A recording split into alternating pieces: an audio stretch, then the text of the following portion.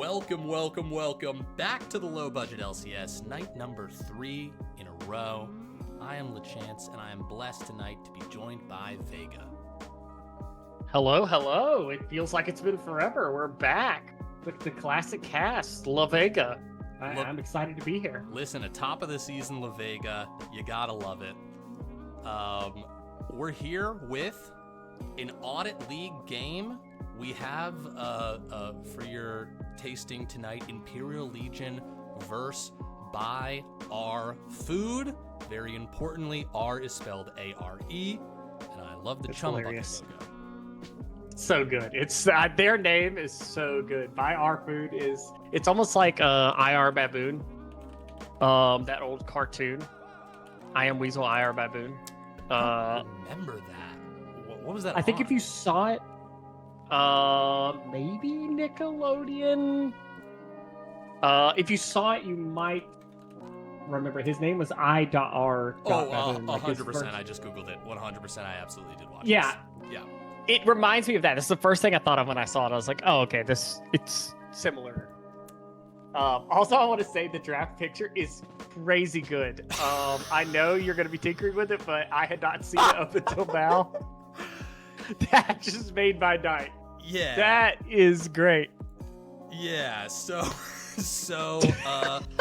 for sure this isn't exactly I don't want it either this way. And I'm going to be trying to work on it in the background while Vega hits you with some highbrow analysis here. Yeah, I got it. That, if nothing else, it's beautiful comedy. Beautiful comedy. Yes. Something about it also being like slightly pixelated and like it's just like off. It's like it's perfectly the worst of every world, basically.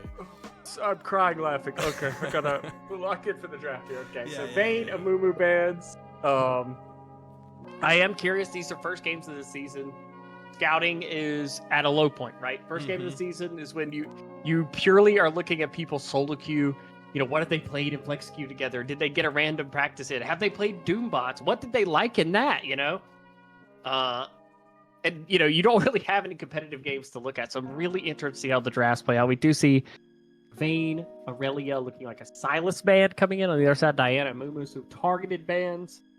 Obviously, some people not wanting to play against those big engage tools on the side of Imperial Legion. They get rid of the Amumu Diana. On the other side, high mechanical champions gone. The Aurelia, the Vayne, the Silas, all removed. I can't look over my second monitor and watching it move around. And we do see the MF also banned out. It's so good. Well, I hate to say it, but I think this is going to be the best that we get. Look, I will explain what the first couple picks are. Trust us, this is a 5v5 game.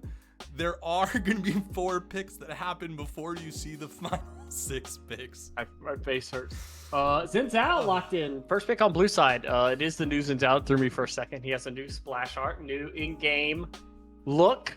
Meanwhile, Yunara, Nautilus locked in for red side. Yunara, kind of top of the meta AD carry. Did get hit a little bit on this patch, but I think still up there. First rotation Nautilus, always reliable engaged, so good to partner up with that Yunara. And then soon to be the first pick shown on stream, Smolder locked in, and the Rel. Rel being Hubbard, not quite locked in yet. It's good. I like it. No matter what size you make it, it doesn't change. I don't know why. I don't know why it doesn't change. I'm changing all the numbers. I'm changing the height and the width. Why isn't it showing me more of that screen? Why? It doesn't make any sense. So good. I can't stop laughing. Oh!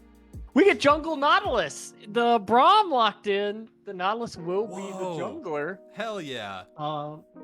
Did get buffed. I've been hoping to see this set band away. We do have Smolderell versus Yunara Braum. Both very powerful picks, and it will be the Nautilus versus the jungle, we assume. Yeah, trust us, guys. Above this on blue side, there's a Xin Zhao Smolder, and on red side, there's a Yunara Nautilus. Wow, what dynamic picks. This is great. This is good. Oh, wow. And really, thank you to Penguin2PS for choosing this moment to give us a follow. You're the new proud supporter of the Low Budget LCS. I'm crying. Welcome. Which good question, Kevin Cannoli. This is hold on. I have the answer. Hold on. Okay. I have it if you want me to tell you. Yeah. You go, so we'll see if I'm right. Blue side is buy our food, so the left side of your screen, and red side is Imperial Legion, which would be the right side of your screen. Perfect. Do you get Syndra locked in? I like Syndra a lot with Nautilus. It's good, whoever you Nautilus ult, whoever you engage onto, you have tools to instantly burst that person. Do you get cast lock in? I like that a lot. Can start some of the aggression of Nautilus Yunara moving over that field. See what they round their comp out with here. This is going on YouTube. The aspect ratio is just crazy now. It's just stretched out. This is insane. Guys. Mordekaiser locked in. Oh, I can't stop laughing. This is gonna be good. If you hit Alt, if you have it up and you hit Alt, you hold down Alt and you try and scroll up to make it taller, what happens? Okay, never mind. That's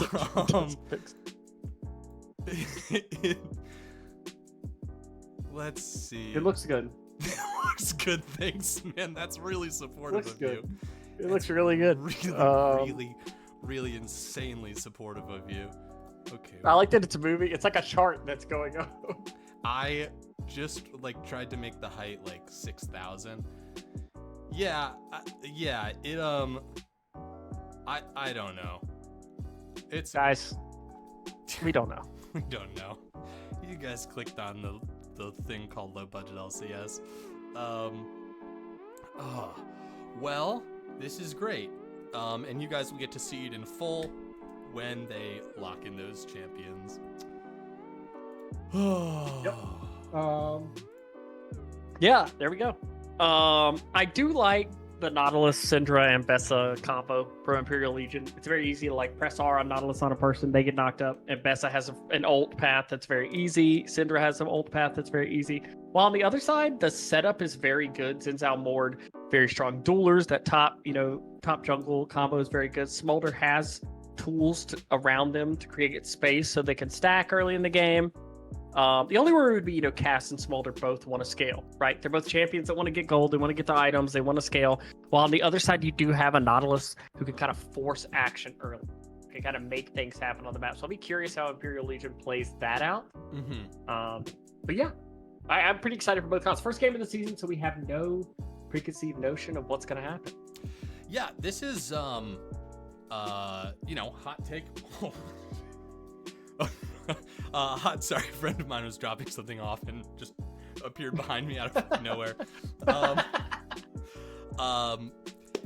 I think another great friend thing about the beginning of seasons, this is just my hot take, is if you win, that's awesome. You got to show off some things worked. If you lost, hey, you got a lot of time to learn from whatever you need to learn from, and just dial it in. So this is really this can be a good, low stakes opportunity for the team just to get out there and throw some bows, see what works, huck some spaghetti against the wall. Yeah, exactly. I mean, this is where you figure out what thing. I mean, I have always thought, back in the coaching days, your best reviews are after week 1, because that's when you really get a feel. Because even if you're scrimming, it is kind of hard to get a feel for what it's going to be like on stage, right? And especially when you have new teams, right? You have players who maybe haven't played competitive before, or teams that haven't formed before. In scrims, they tend to be a little bit more loose. Flex queues a little more loose. But once you're on stage, everything kind of tightens up, right? Mm-hmm. Teams are a little bit more, hey, we don't want to make mistakes on stage. We want to play a little bit tighter. These matches have it. And you don't really know what your team is going to play like in a real match until you play a real match. So week 1 really is that kind of look in the mirror moment, and this is your first, you're going against a team with the same record. You have no idea, like, is this team a favorite? Is this team really good? Are we really good? This is what makes it so exciting. Yeah, no narratives. Everyone's equal playing field, which, like I said, that is so exciting. Yeah, and thank you to these teams for signing up to let us, take a peek at this, vulnerable first week experience. Yeah, it is really a ton of fun. And of course, now people can see that 5 champions have been picked. Oh, yes, this is, I know this. Wait, is this? Oh, are they not further? Wait, are they? I forgot about that. I'm assuming it's not cash going. Maybe there was a slight bug with the lobby that we're a little unclear if they got it resolved or not. I am erring to the side of probably not. Yeah. Probably not. But maybe. Maybe. We're gonna see. And we also saw Blue Samurai 7705 follow us. And thank you so much for being the newest investor in the low budget LCS. We appreciate you, and we appreciate your lord who has employed you as a samurai. I'm glad to hear you aren't a wandering ronin, and that you're gainfully employed. And I hope that your stipend is doing well and that your lands have produced much in the way of fertile crops. You're so kind. Well, people really don't pay the samurai as much mind anymore today. So I think it's important to take a moment and just give them some love. It is, and now, can I ask you to remind me again which side to switch here? Blue side, left side is Buy Our Food, and red side is Imperial Legion. Excellent. And not at all because of that. The predictions are now live with the appropriate teams on the right side. So feel free to bet those channel points, put some schmeckles on the line here, and bet big. Really let it go. Zero out your schmeckles here, because then you'll feel alive.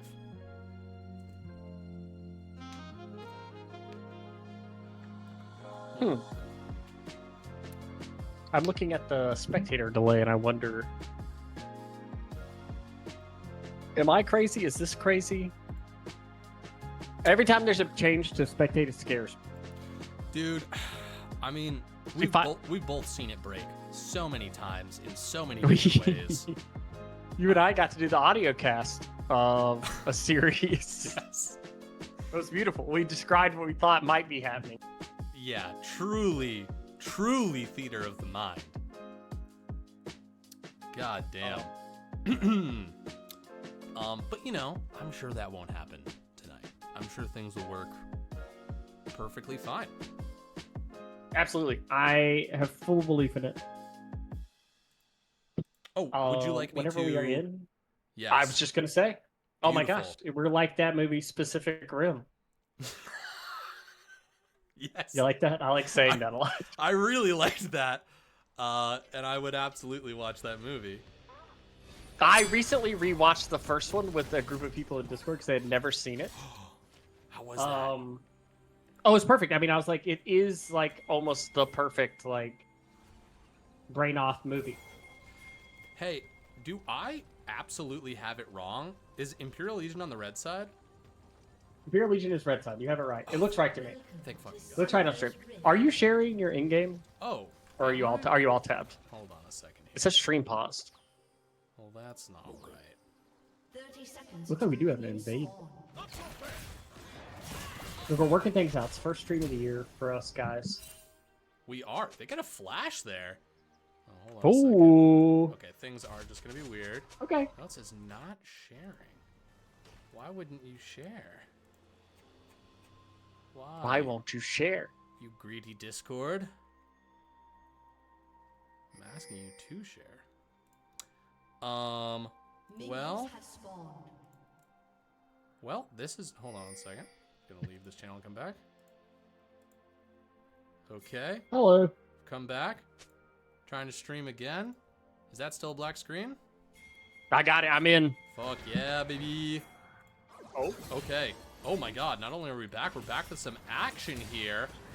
As a couple of people have been caught in the jungle. Frank Nazar looking a little bit low on that Nautilus, but now Pluto's the one in trouble. Gonna flash away here as Truly Reaper forces the flash out of Frank. Good old Frank in a little bit of trouble there. First blood goes to the snake. And now Syndra. Oh, hold on a second. Still a little bit of jockeying. Lots of low health bars, but I don't think the Pickle's gonna be able to get a kill there in recourse. And there, we've got a super early first blood. Yeah, Since out one of the best early in the game at dueling.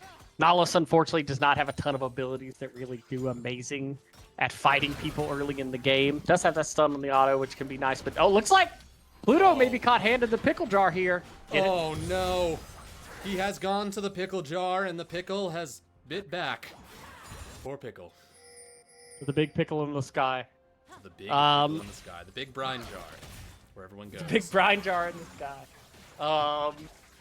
Frank also gets the smite. I'm going to say this before we continue. I like that it's Frank Nazar because then I can just say Frank did blah, blah, blah. Yes. Yes, absolutely.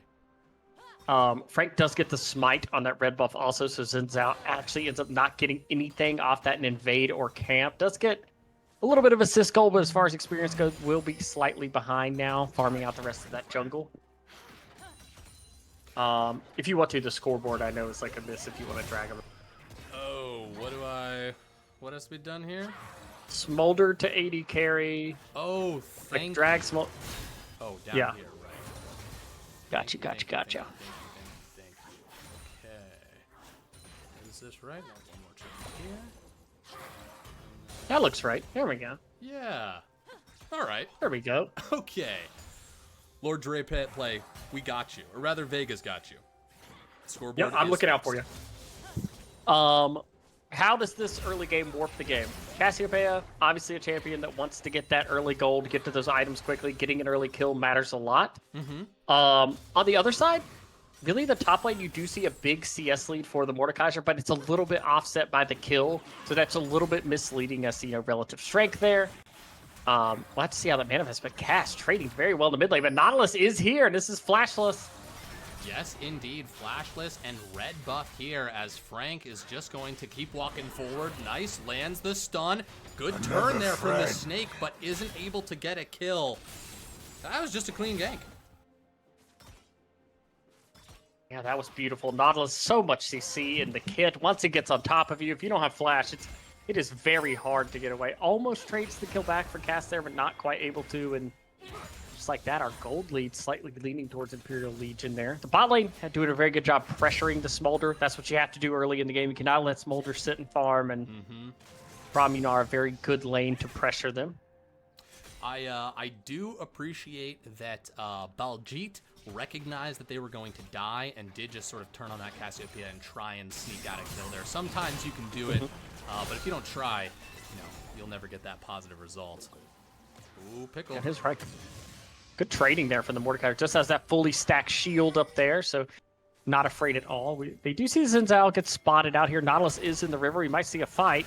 Yes, indeed. Look at that. All the CC you were just talking about coming to bear with the Braum passive 2 and the Feat of War secured. Yeah, and Vision wins games. Great ward there in the Tribush. They spot the Xin Zhao out. Does not have that flashback from the level 1 play. And now, red buff, actually double buffs onto that Yunara, who was already pushing that wave and will make her just all the more dangerous. Good trading in the mid lane here, though. Yeah. Baljeet wants it. Look at that. Q into all those E's.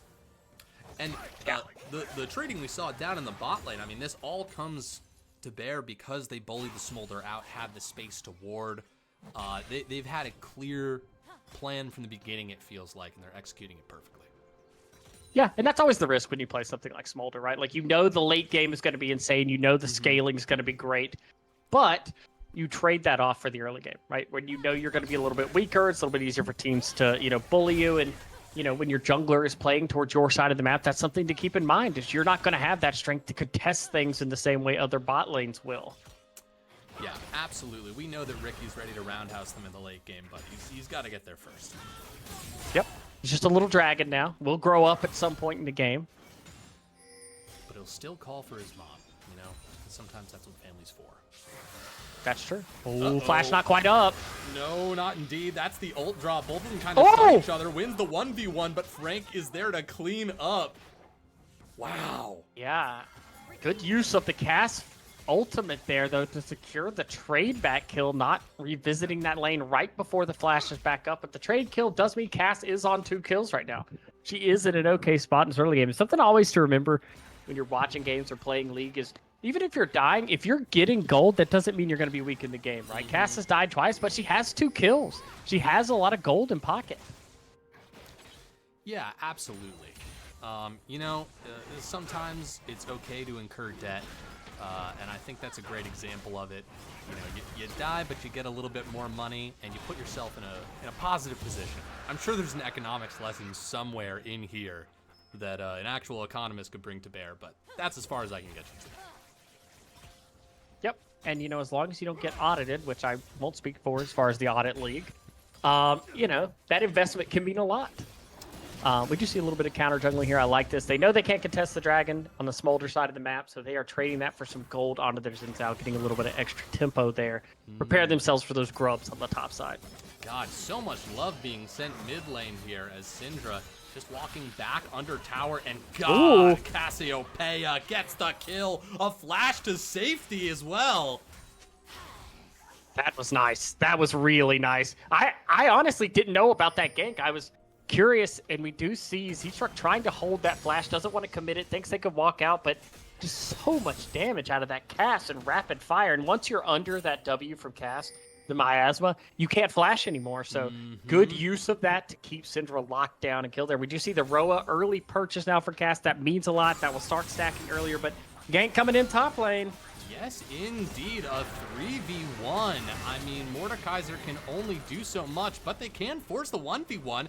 Maybe they can win this, trying to chase Pickle. Pickle burns a good flash, and now Mordekaiser flashing under tower. Nautilus ult follows. That's an Ignite ticking down, too. Pluto's shown up, but just barely shows up a little bit late, not able to engage in the fight, but we're going to get into one down here in the bot lane. Never mind. They disengage. They're fine. It looked like we might. A lot of good tools used there, though. We did see the Nautilus ult come out, the Ambessa ult come out, and there is a teleport available for this Mordekaiser on the top side. We see that teleport coming into the pit. 100%, and they go for the engage. Pluto and Eclipse trying to find some purchase here, but they are just going to back off, and rightfully so. That was going to be a trap. Yeah, they do a great job bullying them off of these grubs. They're going to end up securing them all, even with the fact that the rail is not level 6 yet. They did have level 6 on the Braum. Whoa! Oh, he stole it! Oh, he stole it! Oh my God, folks! Always toss your abilities over the wall. Wow, 3 silver bolts. That was nice. That actually has huge impact too. That means they do not get the grub spawn on the turrets now. God, that is massive. That is massive. That's fantastic. Sorcerer's got to feel really good about that. Yeah, all the stuff I said about like teams tend to play slower on stage, throw all that out the window. Both of these teams are totally down to fist fight in this game immediately. At almost every objective, we've seen a fight. Yeah, that's a great point. We've got 8 kills in 10 minutes. The first kill was at a minute 20. They've been going at a very reasonable clip this entire time, and there's been no shortage of scrapping. You know, God, so it has been pretty evenly spread. Every lane has gotten love. About to see Cassiopeia try and kick things off again with Syndra. Baljeet is just itching for a fight non-stop. Yeah, I like it. They're the person on their team with the most gold. They're trying to push that advantage, right? They know their side lanes have been a little bit attacked here as another gank in mid, but Bluto's here. Yes, indeed, Baljeet maybe in a little bit of trouble, but that's a really nice ult, and now Frank stuck on the other side of the miasma, still grounded. Pluto gonna follow up, get that kill, and now Syndra gonna get smited. One more auto attack. Oh, beautiful scatter the weak. They live. Oh. Incredible Braum shield. Incredible Braum shield. Beautiful Braum shield. This game has no lack of action going on. That mid lane, the mid jungle 2v2 has been non-stop in this game. And right now, this Cassiopeia is very strong, but since Zhao's the benefitter from the last fight, they're able to pick up a little bit of gold there, swing back to them, and this game's within 300 gold again. And if you're the team with Cass and Smolder, you normally feel really good about that, but I've watched enough competitive recently to know any game with Yunara is always winnable. Mm-hmm. Yeah, absolutely. Somebody in the chat was asking before if Yunara, they were like, isn't Yunara pretty busted? And yeah, it feels that way. Very strong. Yeah. She's very good. Also very cool champion. I like that design a lot. Yeah. Ooh. Oh, yeah. Yeah, there you go. In a 1v2, potentially. Does have that first item finish, so very easy for Yunara to proc that Kraken Slayer, deal damage. Cass is ticking away in the mid lane. Has that Roa stacking up. First item's coming through on a lot of people right now. So I do expect to see a little bit more, but a lot of damage on Narelle here. Wow, what follow-up. That was really incredible. 3 silver bolts doing a great job just playing on the edge of their range right there. Going to take some damage as Pluto goes in, but they will absolutely eat them. And 3 silver bolts wants one more. Ricky Roundhouse in a little bit of trouble as essentially the rest of the Imperial Legion is going to show up in the bot lane. Yeah, I mean, there is the Yunara Braum strength. If you get tagged with a cube or auto from the Braum, it's so easy for them to proc that stun and play around it, and this is going to secure them a second dragon, that 2-0 lead. This is what you want to do against Cass Smolder, right? You want to start stacking these dragons. You want to put pressure on them to fight before they want to. Now it'll give them essentially right around a 23-minute soul if they're on the dragons as they spawn, which is way before Cass or Smolder would like to opt into those fights, which is great early play from Imperial Legion here. Yeah, they're following the script they have to perfectly. And, you know, now everyone's back. They're going to refresh up on items, maybe hit some more breakpoints here, and just keep trying to put the pedal to the metal. Yeah, Smolder does finish that first item. That is huge. Once you have the Essence Retriever, a little bit easier to stack. Meanwhile, as we said earlier, Cass almost has that tier stacked, is halfway through the Roa stacking, and will earn them a level there. They already have a 1-level lead. Well, as I say that, it goes to even, but that is beautiful for the stacking there. And in top lane, Mordekaiser has, despite being down kills, has edged out a nice CS lead. So is, you know, closing up that gap there. So this game, pretty close across the board, about 1,500 between the two teams. Definitely not anything to be crazy concerned about yet, but it's good play from Imperial Legion to keep their tempo up while having the gold lead. Speaking of tempo, here we go. Maybe a pick onto the Braum. Kind of a hard person to pick, but they do it very cleanly.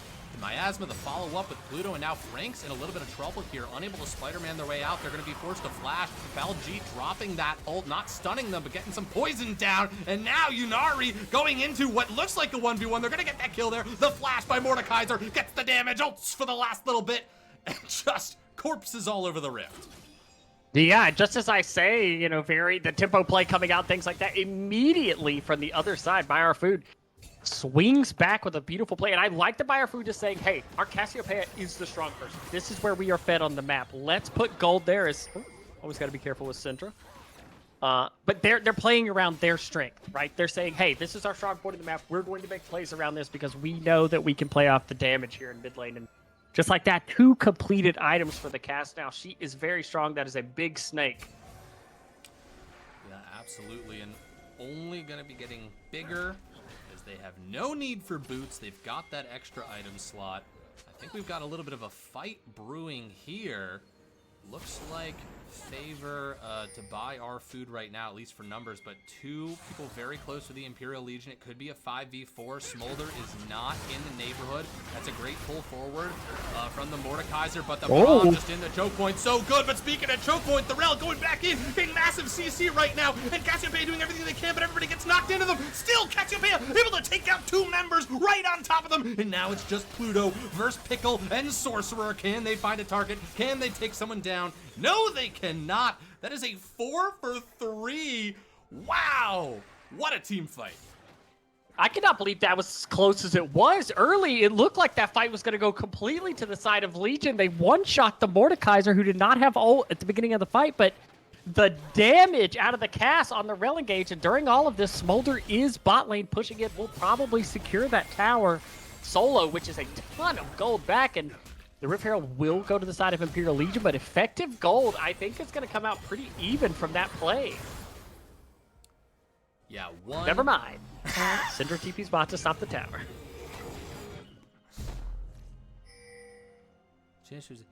Mew Life is referencing a couple things. First of all, I see Barty is here to flirt. Welcome, Hello, Barty. Barty. Good to see you again. Lord Dreplay is... Oh. Okay, never mind. No fight happening there. But the point is that Mew Life has asked... Oh, never mind. Baljeet. Oh my gosh. Dude. 2 E's. That's all that was 2 E's. So scary. And you know that Yunari can dish it out too. It's kind of like who starts it off, who gets first contact, yeah. Then the other one has to run. Yeah, that is a frightening snake. Imperial Legion know they have to keep pressing the issue. They have to keep the tempo up as high as possible. They've been making these plays. We've got some great clapbacks from Buy Our Food. But the dragons are their main pacing tool that is going to force interaction. And we've got 27 seconds till the next one comes up. And they've got wards, but they don't have bodies in the river right now. Do we think they're going to seed this one? I feel like if you're on the side of Imperial Legion, this is almost the most important dragon of the game. Getting that third stack, putting them on soul point so that you have the pressure, because every dragon that blue side gets here is another 5-minute fog for those Magic the Gathering players out there. You give yourself 5 minutes there, but there is a Smolder separated. Yeah, the camera cuts away, though, to show us this 1v1 as Pickle versus Reaper now back down to the bot lane as the Braum ult's going to go off. Eclipse going to get pulled deeper into the abyss here as Nautilus drags him into the team fight. Ricky Roundhouse, it looks like they're going to get that Fog Vega. I think they're going to get it because this is huge. This is the soul point. This means the next dragon is going to have to fight for the other side, which is massive. And it is a Hextech Drake. It is one of the strongest. Uh-oh. Reaper got to be careful under the tower. Big solo kill. Yeah, gets taken out as the dragon is secured. That is a very positive swing for Imperial Legion. And the goals are just so clearly defined right now. I mean, this next dragon is going to be a fight that Buy Our Food is going to have to show up in force. And either they'll have the items or they won't. But the clock is ticking. Yeah, this is going to be the crux. But we do see that the Roa does tick over for Casimid. Is that level 13 snake now? But also feet for Imperial Legion. Look at that trading in the bot lane. But Imperial Legion does get feet, which does make sense because there are no feet on the cast. So that lore wise makes sense.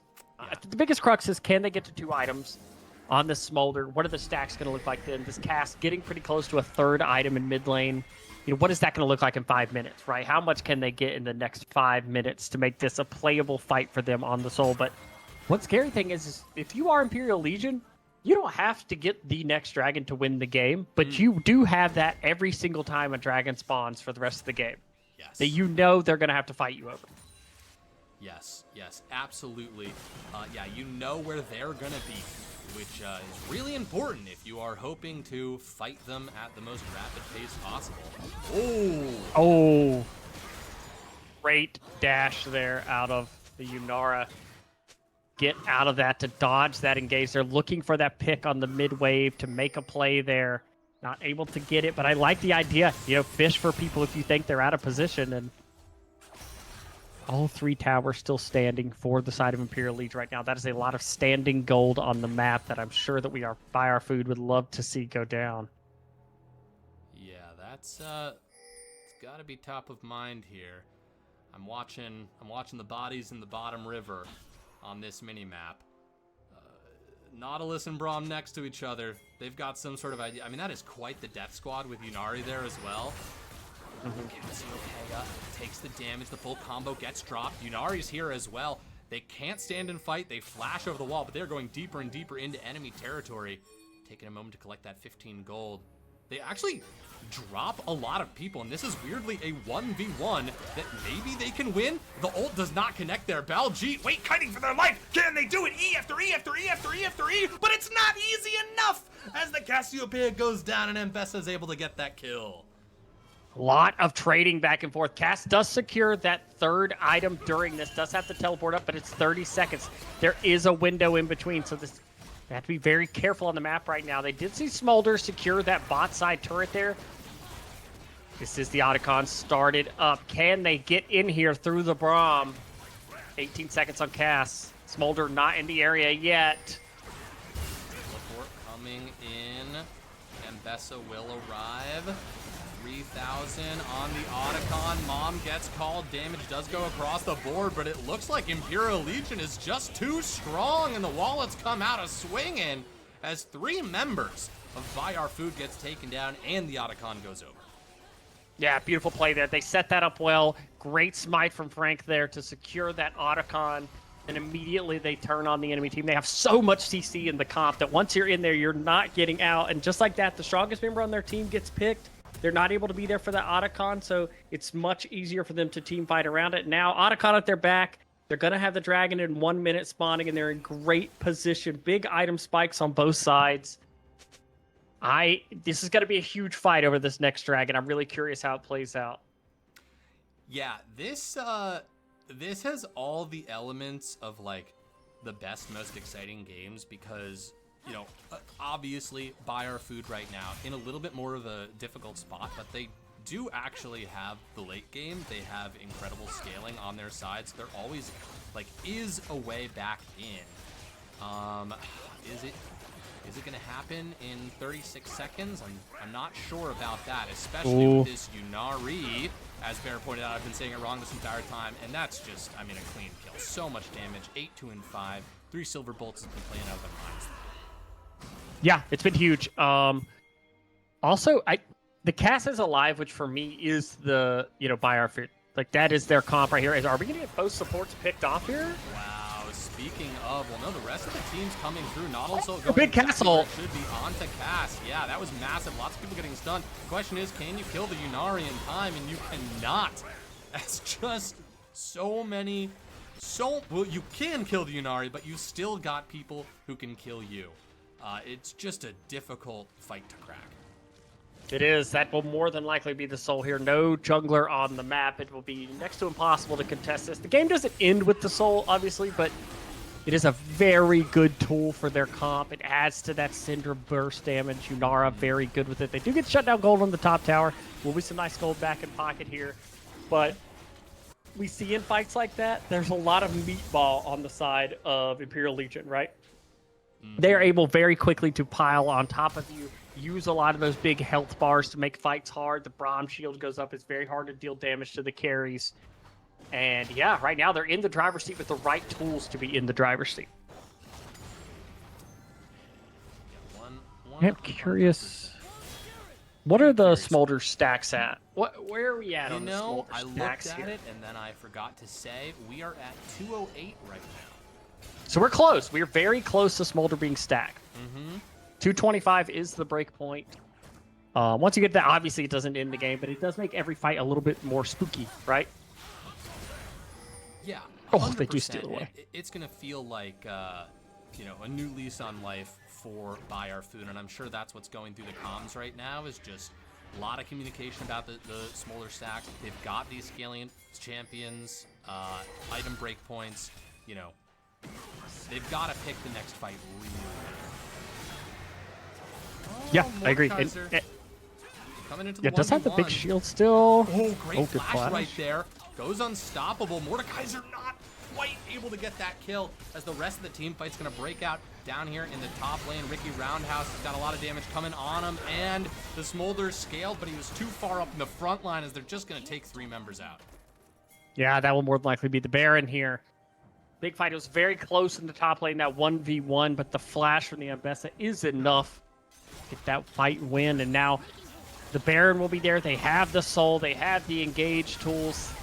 They do have Smolder on the stacks, but right now the game completely in the hands of Imperial.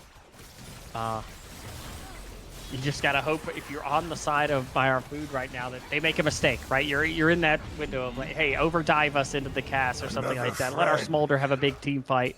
But right now, Imperial Legion's done everything they need to do to put themselves in a winning position in this game.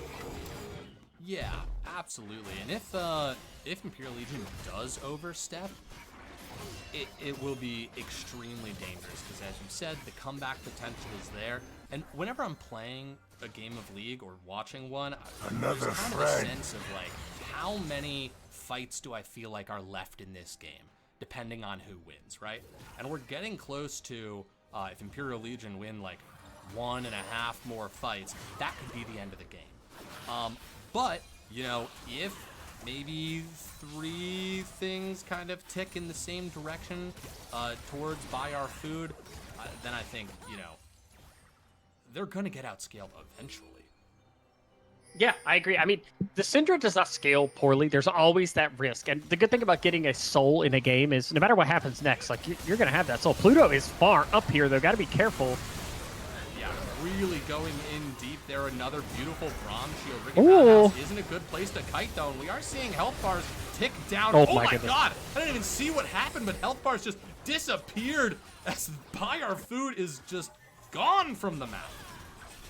Yeah, it looked really good early on there. It looked like they might be able to find some sort of engage there to find a pick, but then all of a sudden the Mbessa arrives, and Mbessa, very strong in this game right now, almost on those 4 items, was able to delete. And this could be game 1 right here for us, locked up. Yeah, it really does look like that, unless we're about to have a hero play. Did look like some low health bars for a second there, but not quite able to convert it into a kill, as the last tower here is going to fall, and Imperial Legion will take game 1 in this best of 3. GG's, Imperial Legion. Very well played with the lead early in this one. Yeah, great, just like great pacing from both of these teams. Especially, okay, I'm curious when you feel like this game started to tilt very strongly in the favor of Imperial Legion, because it felt pretty even for a long time.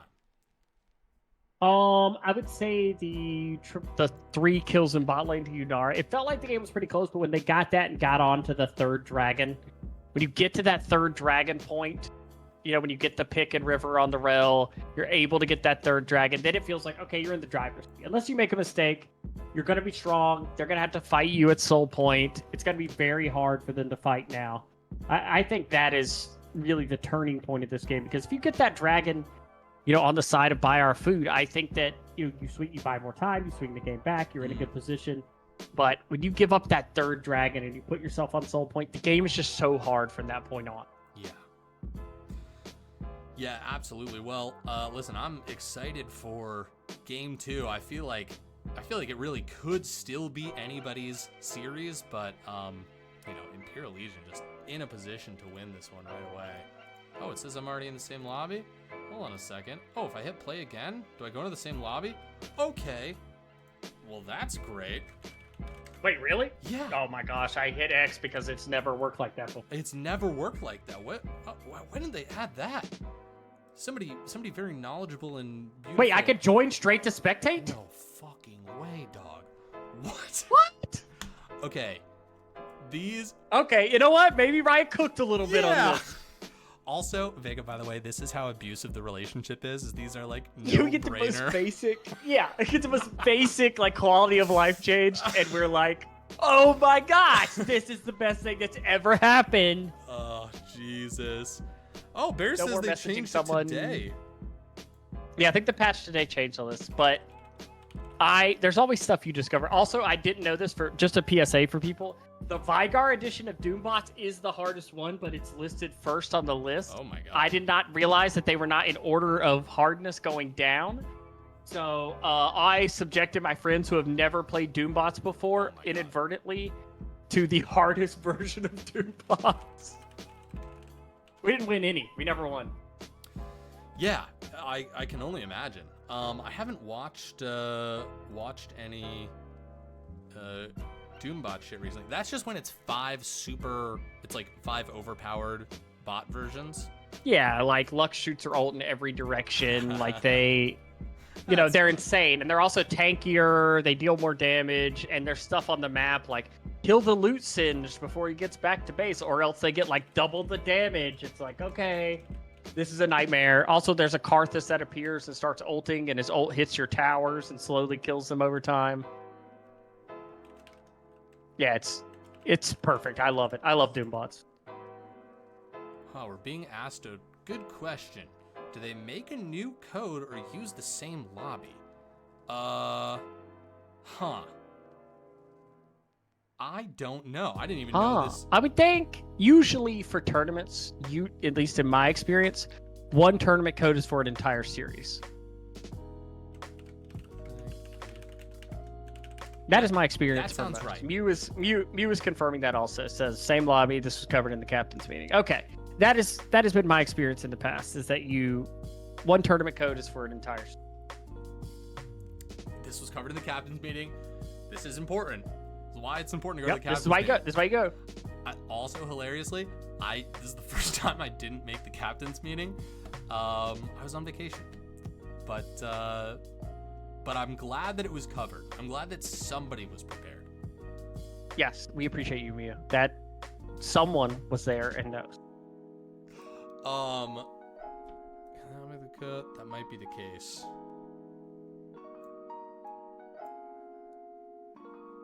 Okay. Cool. Everything's fine. Everything's gonna be okay. Easy. Yeah. Yeah, this is low stakes. I wasn't sure who sent me a message. It was Bear. Bear says your mom. Thank you, Bear. Thank you, Bear. Well. Really appreciate that. Also, Mew, you asked about our sponsor for this season, which you guys might notice in the bottom left corner of the screen when we're in game. And I believe that somebody did tell you, yeah, if you scroll down, you'll see a link for weteachleague.com, which are some lovely fellows who do League of Legends coaching and have had lots of very positive reviews. If that's something that you're interested in, we have a code that will get you, I believe, 15% off your first. Never underestimate the power of the check Scouts that out. code. There's also, they were very chill. They're just like, mention us whenever it comes up naturally. We've got this little logo up for them and a link as well. And they've seemed like great folks. We'll talk to them. But yeah, we have I think all the information is in announcements. Yes. LBLCS is the code to get 30% off your first month. I believe double what I just guessed there. So go and check it out if that's something that you're interested in. That is super awesome. Great partnership for low budget LCS. Also, thank you to all the people who followed during that game. Rhapsody, GG, Zbop01, Psy Motors, Prismatic 1617, and 19 Steps, who just resubbed with their Prime, saying, "It's me, Bean Man. I missed you all." We missed you too, Bean Man. We missed you too. Welcome back, Bean Man. I miss Bean Man. I know, right? Just so many good memories out on the town, listening to the full album of K-pop Demon Hunters over and over and over again. So good. Dude. So good. Dude. Takedown is on repeat for me. I listen to that song all the time. We're eating good right now. I mean, we really are. That movie felt like it came out of nowhere. Yeah, right? I didn't receive any advertising for it at all until I saw a YouTube video with one of the songs, and I just put it down, and I was like, I want to watch the movie. That's how good the song is. I want to see what the movie is, and it slaps. It was fantastic. Yeah, it was awesome. I really enjoyed it. I actually held out for a little while. Some of my friends were like, really, really into it. And I was like, oh, I'll get around to watch it. I'll get around to watch it. And then I finally did and was like, why did I wait so long? It's amazing. Oh, got a question. Talking like can we make a torrent code. Open.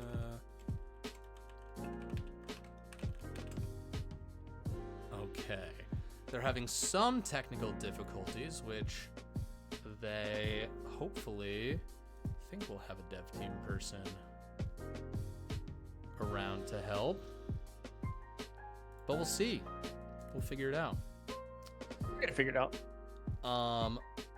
I really love I see Extreme Dude says what it sounds like is the best on track. That's a great one. Another really good. There's not really any like bad ones. But I've been listening to like every version of Your Idol. Just like Oh, it's so good. I didn't know I needed kind of like a little bit of an evil chanting song in my life, but it's there and it's fantastic. Yeah. So good. So good. I really appreciate my biggest compliment to K-pop Demon Hunters is they took like 180 seconds in the beginning of the movie just to be like, here's a montage. It makes sense that singing is connected to their magic, and like this is just how the world works, and we're just gonna like give you a little bit of foundation. And that just made the whole thing feel just like so much smoother. I think there were a lot of moments that like had the potential to feel corny, but they had done just like, you know, the barest amount of world building, and I was like, no, I'm on board. I'm great. Same. Just keep I'm singing. like, okay, this makes sense. I get why it is the way it is. Like, it makes sense to me. And what's crazy is I think we got, wasn't it a different version? Like, there's a much like a lot actually got cut from the movie. Like an hour's worth of stuff is cut out for like the release we got. Yeah. Oh my God, I had no idea. Yeah, because like some of my only complaints about it were like, oh man, I wish this was like a little bit more expanded on. Like I would like to see more of this. And then it turns out like, yeah, I'm really hoping they release like an extended version. Another friend. Dude, director's cut of K-pop Demon Hunters. It'd be great. That'd be great. Yeah. Which is kind of funny because I think another great thing about it is that it doesn't overstay its welcome at any point in time. Like it's a clean like 90-minute bop. But it was so clean that I actually would love to see more. And I'd love to see more of that universe. It's a fun idea to feed people like music videos and like catchy tunes, and I'm here for it. I think they fucking nailed it. Yeah, same. Yeah, I agree.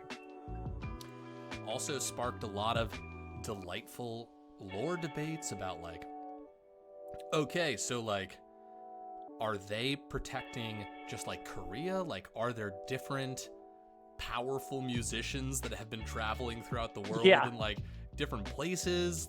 You know, it's just that's fun, such cool. Yeah, right. Pull up that thread for a little while. That's awesome.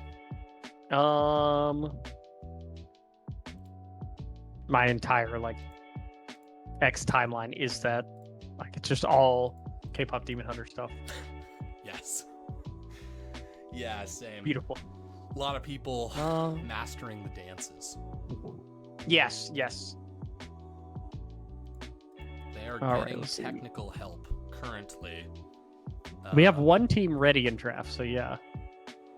Yeah, it says they're saying some people are black screening. They're working on it. They're figuring it out. We trust the professionals. Yeah, exactly. That's what they're there for. Okay. Got another message from Bear. Let's see here. Your mom again. Thank you, Bear. I really appreciate that. Thank you. Good timing. Good timing. Work, Bear. And thank you to the two new people who followed us. Killa Forever and Ikaspir01. Thanks for beautiful and hanging out. Both great names. Killer forever. Yeah, I guess once you do, you are forever. There's no like. Great point. You don't cease to be. Another friend. It's a philosophical username. It's Yes. Yeah. Obviously. Yeah. yeah. Killer Forever is trying to like stoke thoughts in you about like, can actions be undone in life? Just sort of processing, what it is to be a human, and that's really beautiful. And thank you, Killer Forever. Kind of is it better to be born good or to overcome evil through great effort? Wow. Really makes you think. And that's what people come to amateur League of Legends leagues for, is to have that philosophical curiosity, just brought to life inside of them. So, thanks for coming to our philosophical corner here. And, every username has a little bit of philosophy behind it. Like our newest follower, Thogger EUW. Thank you, Thogger. Maybe Thoger? Thoger? Thoger. Both really good. I'm gonna assume that stands for EU West, the server. I'm gonna say you're 99.973 repeating chance correct on that. Yeah, I'm confident in it. I feel confident. Maybe Thoger will tell us. Thoger, we're vamping our hearts out over here, so please feel free to chime in if you're so inclined. If that is what EUW means. Turnip Tom said they'd like their schmeckles. I forgot about that. This is great. We have a lot of extra time to work all these things out. Yep. Before the next game. Choose outcome. Imperial Legion. Pika is just a loud person. That is true. That is true. Inherently loud person. It's good. It's a skill. Oh no. Someone just redeemed something that we have no way to accomplish. Well. Yeah. I have no way of making a waffle. Okay, here's I mean, in my home, do I? Yes. I actually don't know if I have batter to actually make. I had to tear out a part of my kitchen because I found mold under a sink. You really can't make it. I super can't. I am gonna have to. That sucks, dude. It does suck. It was just like it was a very small lake. There was no sign of it outside of the sink, and it was happening under a cabinet where I had cleaning supplies, and so I would like go in there frequently to take the cleaning supplies, but I just wasn't going down deep enough to look all the way in the back. Anyways, got it before it got too bad, but there were a bunch of things that I had to destroy in my kitchen. Ooh. Gosh, that is the worst. Trying to think, has anything crazy happened to me? I don't think so. Hey, you know what? That's great. That actually is a good thing to hear. Yeah. I'm so happy for you. That's actually a good thing. Yeah, nothing crazy has happened. Pretty regular summer. Nice. I watched some things. Sick. Fucking rad. I don't. This is not going well. I'm trying to think of anything of note that happened to me this summer that was like crazy.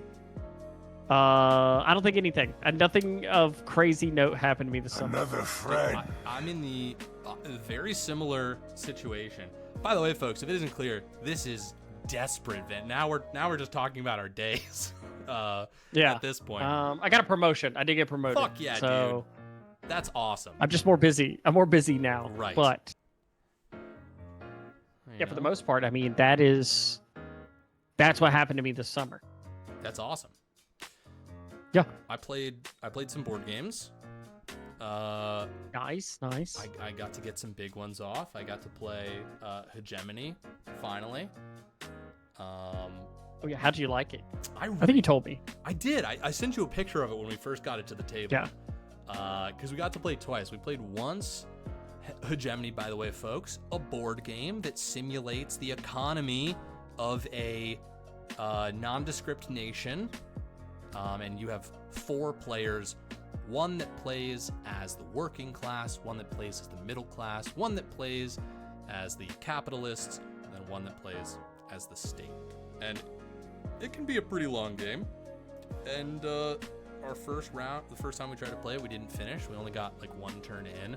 But we came back armed with the knowledge of that first experience, and we did finish the second time. And it was fantastic. I don't know how much I'm going to be able to play it, but I'm glad that I've been able to play it.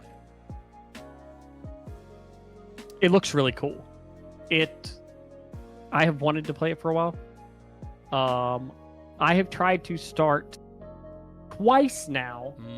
Hang on, I gotta look at the box.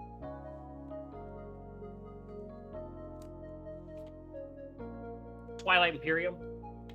Bro, wait. I bought the giant, but I have tried. Yes.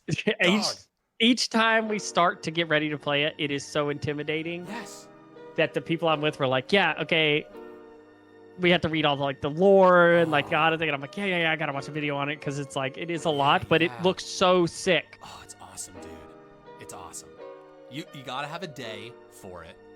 This is I'm sure you've accounted for these things, but my tips for anyone trying to play Twilight Imperium is you gotta have a day. You gotta know that it's gonna take 8 hours is a quick game, and that's beautiful. It's part of the experience. Oh, we got someone saying just play Arcs in here. I understand. I haven't played Arcs yet, but I know how much everybody loves it. Yes, people do. But yeah, Twilight Imperium, it's a marathon, and I think it's also fine not to finish games of Twilight Imperium, because every time you play a part of it, you get closer to being able to finish it. That's true. That is true. I don't know. I've got Ascension. I got the deck building game Ascension. Oh, I really want to try it. I haven't had a chance to play it yet. It's just been a busy summer. I said I didn't do anything, but it has been busy in a weird way.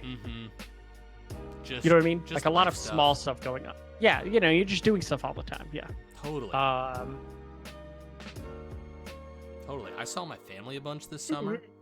That was nice. Everyone was running around, which was great. We did a little. So my group of buddies, someone's been getting married for the past 3 years. So there's been a bachelor party every summer, and this summer this year nobody was getting married, and we were just all texting each other, and we were like, you know what? We don't need someone to get married to just go somewhere together for the weekend. And so 10 of us we rented an Airbnb, which ended up being a beautiful wedding venue in upstate New York. It was very romantic. And we went and we played we played a murder mystery together. We just played a bunch of games. It was a good time. That's awesome. That was the highlight really of my summer, for sure. Everyone has left the lobby Yeah, except for us. noticed I'm that. only assuming a new lobby is being generated. Someone's got to invite us. Oh yeah, Frank. Okay. Good guy, Frank. Can you shoot me an invite? 100% my guy.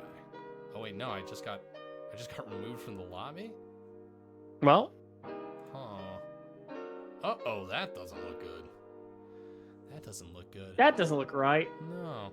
Also, thank you to Texas Alpha and the Ice Sage, who've made the curious decision to follow us in the last 25 minutes. I see your screen. That is something. I'm gonna message Frank again. Can you resend invite?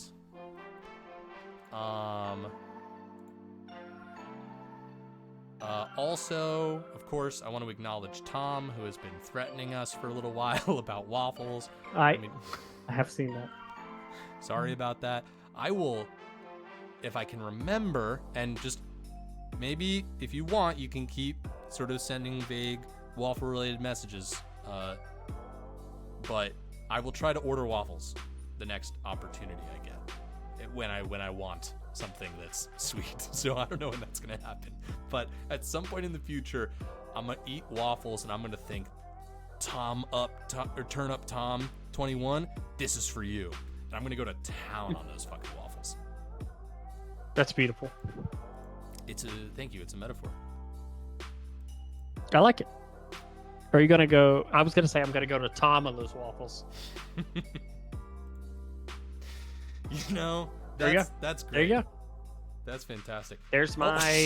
I've given that tonight. God damn it, Frank. I'm sorry. I said no to the invite, but I meant Oh, to you say yes. Another, please. One more, please. Sorry. That's hilarious. Oh, waffles, all caps.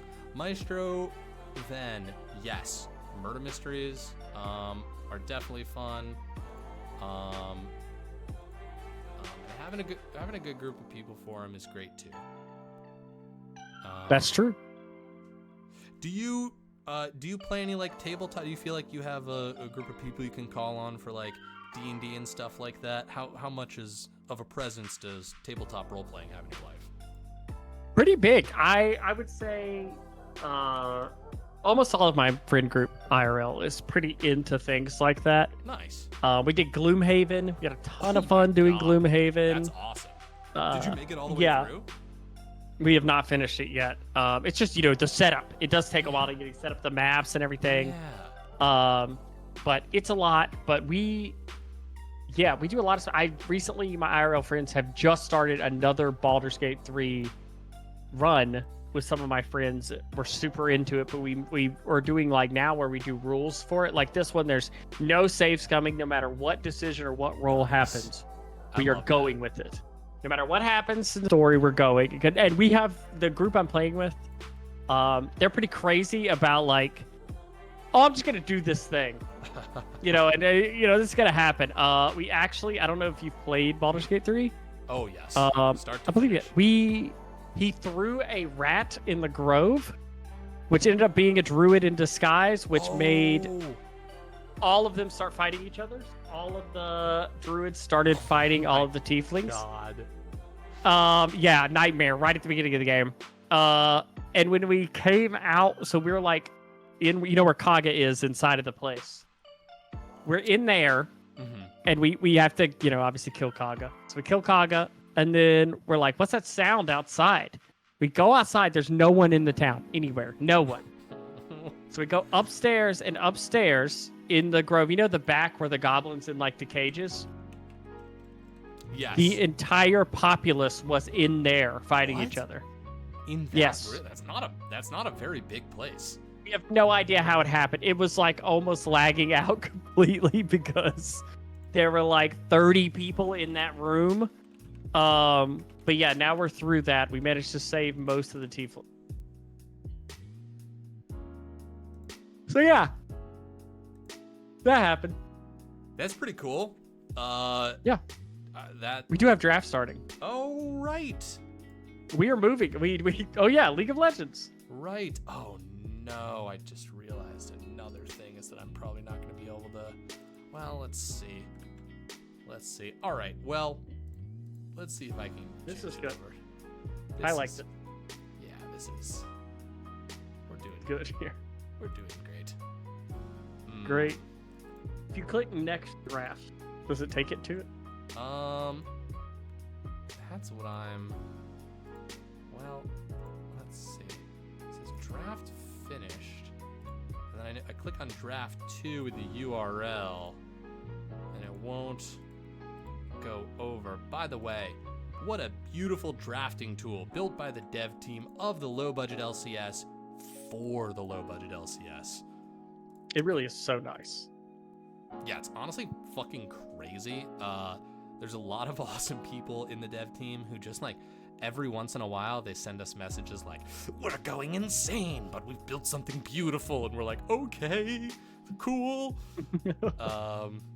yeah, things like this come out of it. Anyways, let's assume I'm not going to be able to finish or fix this.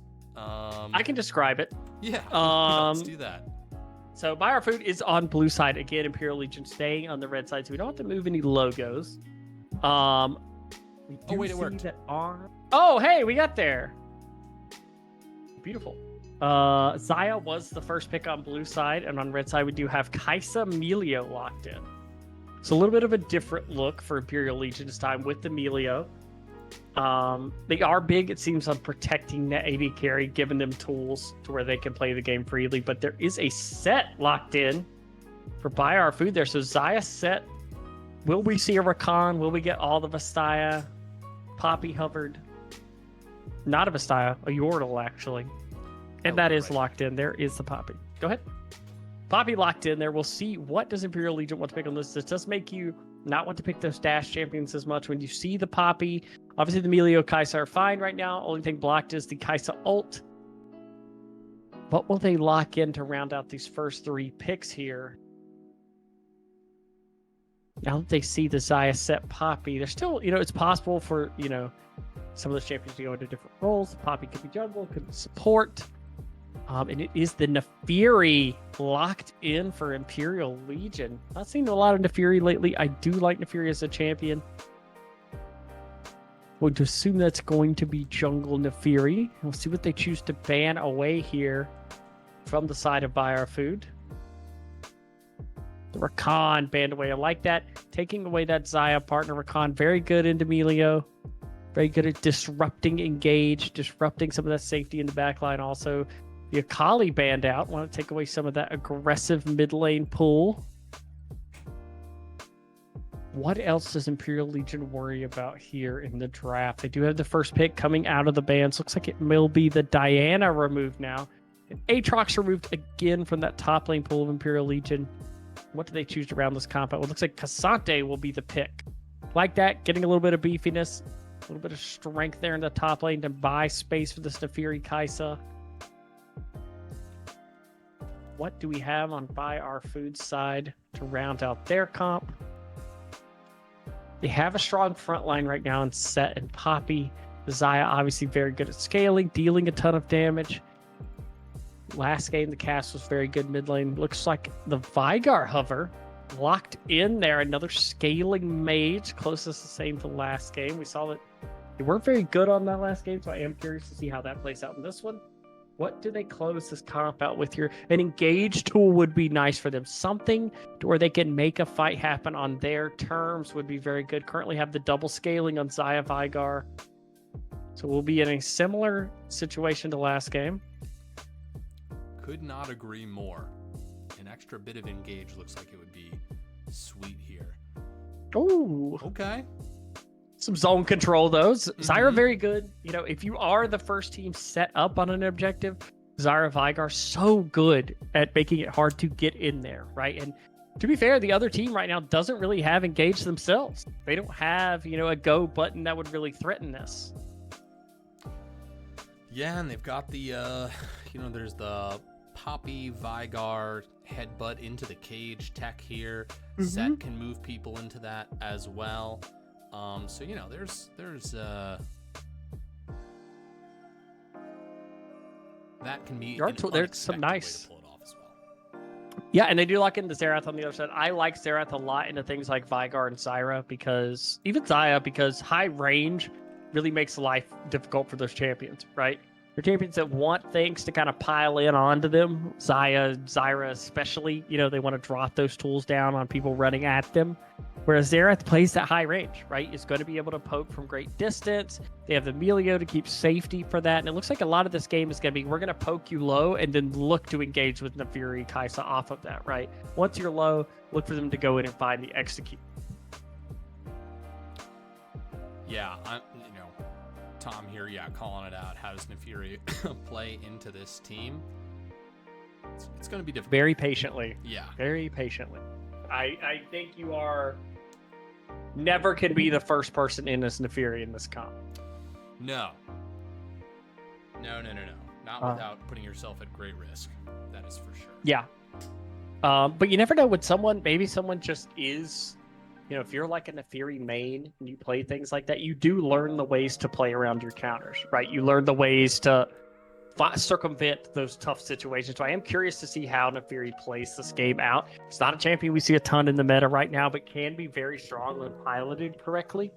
But I would say Poppy is, when you think about like Cassante, Neferi, Poppy is one of those champions. You just throw the W up, say, no more dashing in here. Stay outside of my walls. It could be very good. And similarly to last game, though, the scaling on the side of Buy Our Food, have the Xayah, have the Vygar, are going to look to slow the game down a little bit. The set is a little bit more of a bruiser. He's going to look to fist fight early in the game.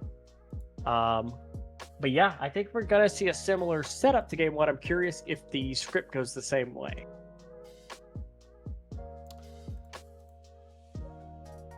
Yeah, that's a good question. I'm just thinking about the idea of Neferi being able to find their way in, and just I think a lot of people play around what they believe champions are going to do, less what's like actually happening. So you have this idea of what a champion is capable of, and yeah, they might be able to find some sort of backdoor way in, and playing around the expectation of what a Neferi should be doing in theory. Yeah, I agree. We will see. We will see here in game 2. I'm going to get these predictions going for folks. See if maybe you can win some of those schmeckles back for yourself, or double down on your already vast fortune.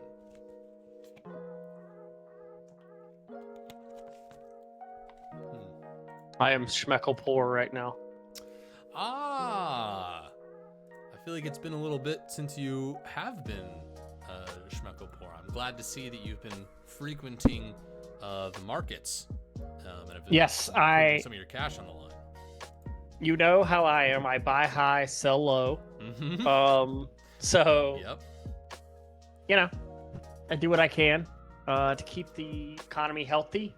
Putting more money back into the economy to drive prices down. Yes. Keep schmeckle inflation at an all-time low. That's how it works. Yeah. Your efforts allow people like Tom to, I don't want to say waste, but spend 3,500 schmeckles on a waffle thing that we don't even have the technology. Yeah. We can rebuild him. Yes. We have the technology. One waffle at a time. Turn up Tom the Waffle Man. The 21 in his name is for how many waffles how many waffles it takes to make them. Or make them. They're made up of 21 waffles. Yes, 21. It's kind of like the Dr. Pepper 23 flavors or whatever. It's 21 waffles were used to make Turn Up Tom. Each one different. Also, when you say Turn Up Tom fast, it sounds like we're saying Turn Up Tom. Yes. Like, Tom, is that by design? Are you a vegetable fella? Okay, can I be real? It said redeem, and I thought I was redeeming the points. Totally fair. Totally fair. That's fair. That's a totally fair point. I can't blame you for that. Yeah, that is not a reading comprehension problem. That is just kind of what it seems like. It's poor design. It's poor design. Not 100%. from our part, but No. We would never accept blame for this. Or anything. Right. But this specifically. Thank you for using the correct conjunction of the word. No problem. I have a sickness. If I see someone say you're wrong, like YOUR, I will always, every single time, reply. Even if it's not at me, I will reply, am I wrong? Every single and something wrong with it. Almost certainly, but it's not a bad thing. I wouldn't use wrong. I think, there's something delightful about you that causes you to do that. Byron? Yeah, there is something deeply wrong. Something deep-seatedly in my brain. I can't help it. I know what they meant. But you won't let them get away with it. I'll let people get away with a lot of spelling stuff, because I can't spell things like license. Sure. Every single time I write license, it is wrong. Fuck that. It's a bunch of I's and C's, and I don't know. I just Yeah. always am nervous that I misspell Brian as Brain. Oh. Like I never do, but I always double check it because I'm like, Dude. did I write Brain? Dessert and desert, I'm always second guessing myself on that. There's a couple things like pilot that I always kind of like. I don't write out the word enough, and I'm like, is it I-O or O-I? Yeah, it doesn't look right when you. Yeah. Yes.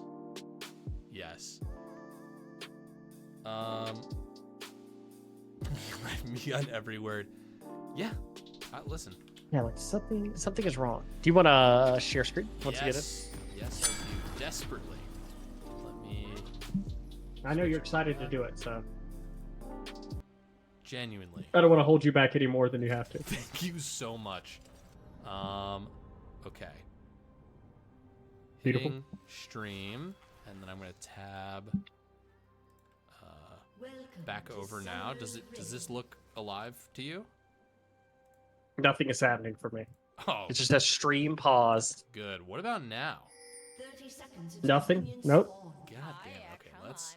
I said that in like a happy tone as if it had fixed it and it had not. Oh, Hold on. nothing has happened. Okay. I'm Nothing gonna actually. leave the channel, and I'm gonna come back. Where are we? Boy, there's a lot of Okay. people in this Discord. Okay. Let's go here. And then we're gonna come back. And then Hello. stream again. And then I'm gonna. Oh, it's loading. Oh, I'm in. Wow. Okay, that does work. That is so strange. It's so strange. Yeah. We should fix the scoreboard Uh. once you're ready while we're in here. Oh. Right. Thank you. Good call. Okay.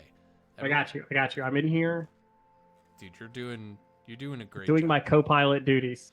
Truly the best co-pilot. Sometimes, honestly, just the pilot. I'm missing this many things. Two co-pilot. Two co-pilot. Okay. Let me go and get the thing. Imperial 1. You're probably hearing some noises that are making you wonder what's going on. There's just some farming right now. Does some farming. Is that the one? That's not the one. This is the one. Okay, all coming together. This is good. Some level 1 trading, nothing crazy so far. Okay, We're in. we're in, and everything is as it should be. Everyone's fist fighting in the game. That makes sense.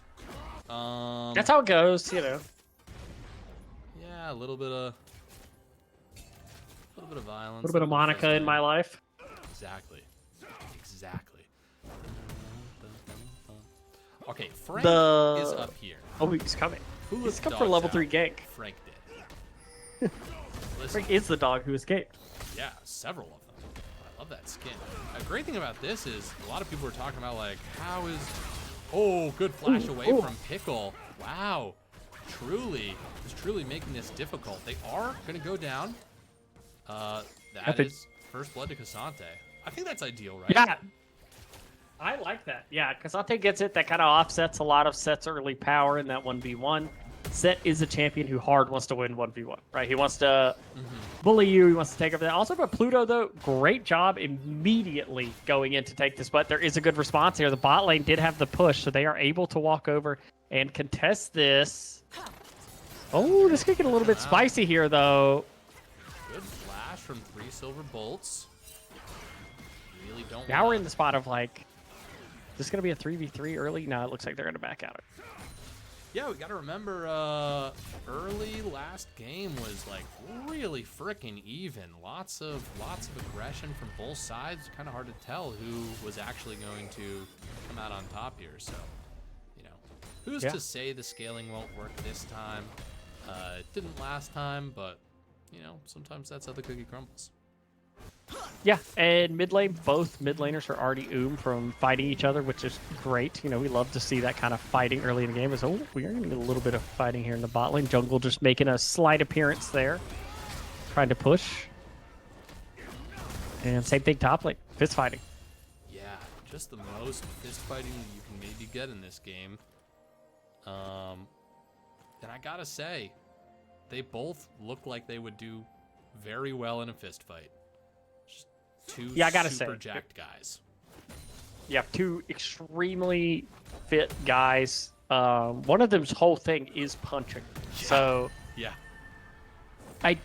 if it's just purely a fist fight, I do kind of lean towards Set just because that's kind of his thing. Right. But I mean, Kazante is technically punching you with giant things. Tonfas, Yes. I believe they're called. I believe you're right.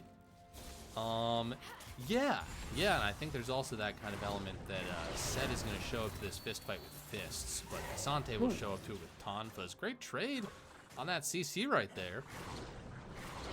Oh, wow. Yeah, both sides just back and forth.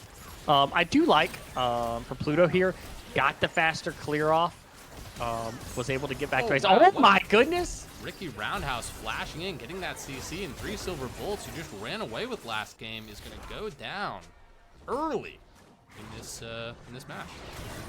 That was such a good flash to get the root off and secure that kill, and it's like that's 1-1. Pluto's going to start the early dragon, and a role reversal as the early dragon this game looks to be going over side here. BAF getting that, and Zerathol forces the flash early. It does go down to the or what's that? What actually killed there? I think it was Maybe a Scorch? burn of some. Yeah, I think it was Scorch. Something Scorch along gets those that kill there. lines. And there you go. That's why you take Scorch. There's the kill. That's exactly why everyone start taking Scorch. Whatever else you're Yeah, doing, there you go. drop it.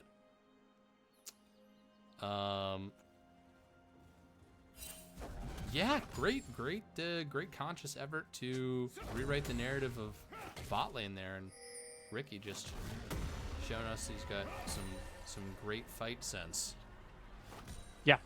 Big for confidence also in the bot lane. Last game was you played the Smolder, you were kind of pushed in all game. There wasn't a lot you could do. This game early on, getting the advantage. Frank also during that dragon was able to full clear, so has the tempo advantage, is fully farmed up here. That is normally the price you pay for going for a big objective like that. It takes time to kill. It's less time you're clearing your jungle camp, so the enemy jungler does get a slight lead, but Pluto will catch up on that before too long. For sure. As I chug water. You gotta stay hydrated, folks. It's not just someone with the dulcet tones like Vega who's doing a lot of talking tonight. You at home, find some water. Take a big swig. It's important. Okay. If you think you've drank enough water today, drink more. Yeah, you're fucking wrong. Yeah, you haven't. Drink more. It's what you're made of. It is. It is what you're made of. Drink more water. That's one big thing I have done this year. I've been much Another more friend. fitness and diet conscious this year. Hell yeah. Okay, couple of things. First of all, base instinct. Oh wait, hold on. Fight happening right here, really low health bars through. Reaper gets a nice shield. Pickle dives in. Ults all over the place. It's gonna go the way of Set. Still able to win the 1v1 even though they were down in a kill. Uh-oh. Vajit. Fancy feet. Beautiful. Vajit stands for fancy feet. It absolutely does. PBS delivery service calling us. Oh, Vajit. Vajit. You flew too close to the sun. Scorch again, I believe. Oh, here's the ult. Set in a little bit of trouble. Just a little bit, though. Oh. God. Zerath, just such a simple champion design. I love it. It's just a great, fun little minigame.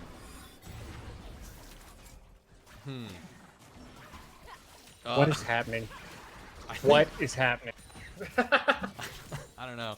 I'm kind of looking at the chat here where we're being accused of working for Big Water, and watch out. Big water. Watch Big out. water. It's called the ocean. All right? We're already inside your homes. And it's fucking everywhere. Yeah. Can't keep us out of your homes. Big waters everywhere. Absolutely. Different big water being the ocean. I didn't even think about that. That's funny. Listen, That's a good one. right? But also, it's true. And that's, that's part of it. It's part of the mystique. Sometimes the scariest things are true. Wow. Wow. You're right. You're right.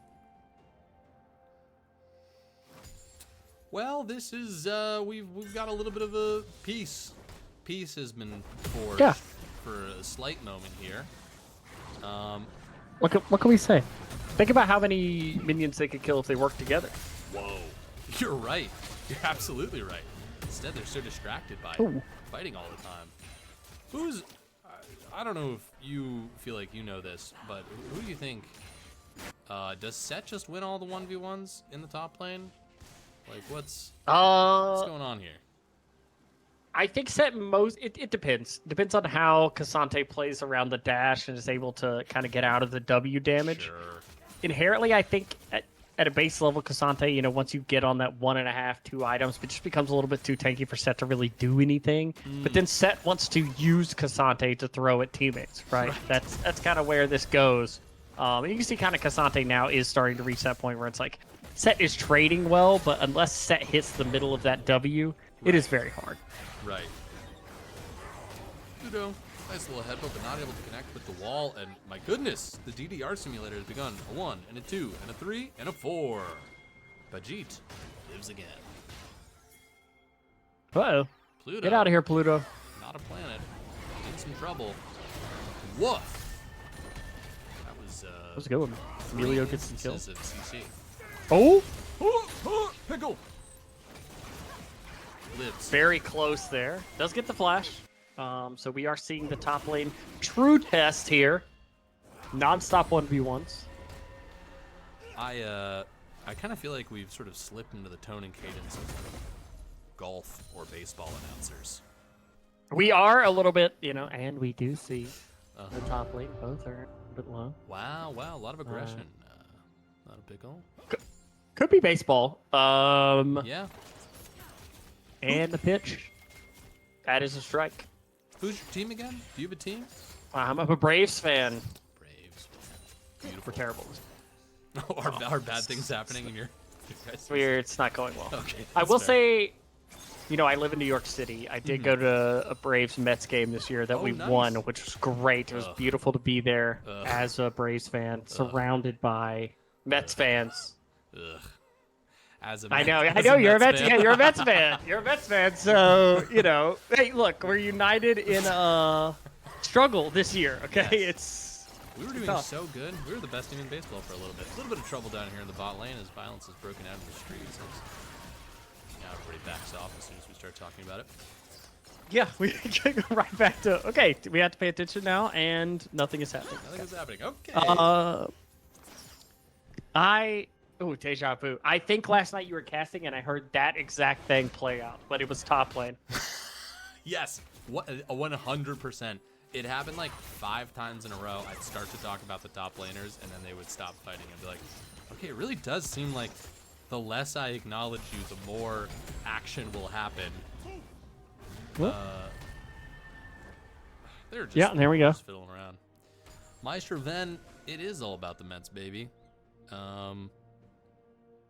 I will say, It's all about the Mets, Spider-Man. I did not get to see as much Mets. I only got to see one Mets game this summer, and really, it was I forget who they were playing, but we lost in a really dramatic fashion. It was still very fun, but we fucked up big time, and that's okay. I watched. We went the day it was like 98 degrees. Oh. And Sure, middle of the heat it was wave. unreal. Oh my god. Yeah, right in the middle of the heat wave. It was unreal. Oh my gosh. Oh, big trade. Isn't a Fury in the area here? Yeah, Frank's here to help. Great Cassante, I'll bring him in time, but wow, Set. Head on his shoulders, uses him as an escape path. Will the shield be enough as Frank chasing him down, but Pluto with the headbutt into the wall. The rest of the team showing up here. Zarath, Flash is trying to get something off. Oh, Frank never losing sight of his quarry right there. He is going to go back in. This is going to be a 1v3. I think it's a little bit risky. Frank will get taken down. 4-6 on the day. God 2 big kills for the Vigard there, who was struggling a little bit into the Zerath early on. That range disadvantage, but that there gives him a lot of much-needed gold and puts this game back within 1,000. But good trading in the bot lane, doing a good job punishing this Xayah who's under tower alone. Getting some good pressure on that tower. Meanwhile, on top lane, Zyra will have to hold this wave for now until Set respawns. But Pluto wants to be a little bit annoying up here. Nothing going to come from that.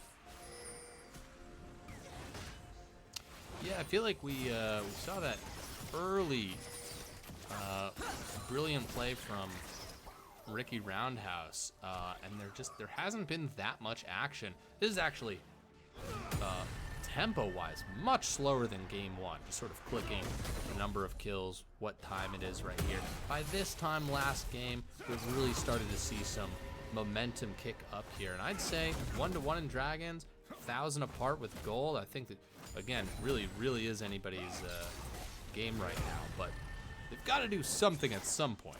Now, this tower is going to go down.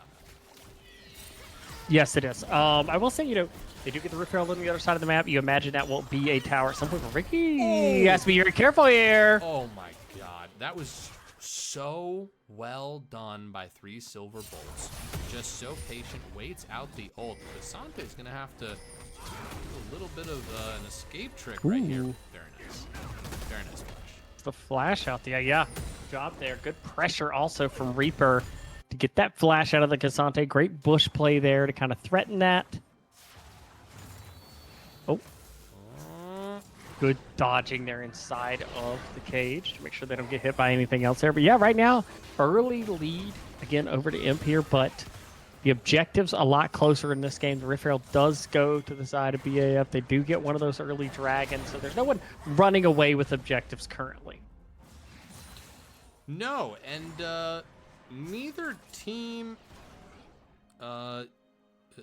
is sort of making really any urgent plays, it feels. Another friend.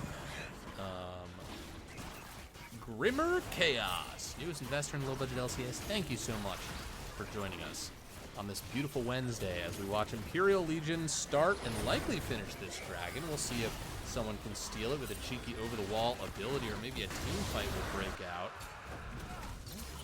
Insecure. Yeah, not quite able to get in there to make that happen. See if anything comes from... Looks like just some light trading again in the top lane. Xayah is on one item working on that second here, but Feet's again going to go to the side of it there. That is pretty nice, gold value on what you get. Even on just the upgrade, the base level before you even buy the tier 3 boot is pretty nice. Especially when you are playing some stuff like the Poppy, Zyra, things like that. That little bit of extra movement speed, so nice to get away. I am curious what the next play is. As big trade again there. Oh my goodness, the ult up. Woo! The next play was a 1v2 solo play. Yeah. Not what I expected. Not at all. Cage goes down, doesn't find a target, cuts up the top lane. Just the classic back and forth. The pitter-patter, the banter of 2 top laners slamming their fists into each other's chests.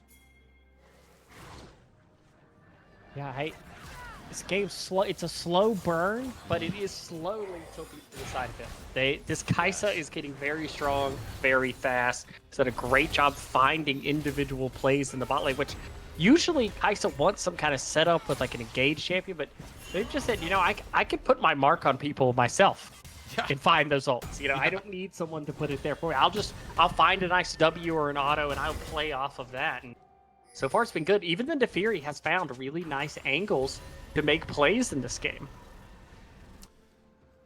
Oh, yeah. Just watching 3 silver bolts play in these back-to-back games. I think there's some similarities with, like, the output of damage from Yunari and Kaisa here.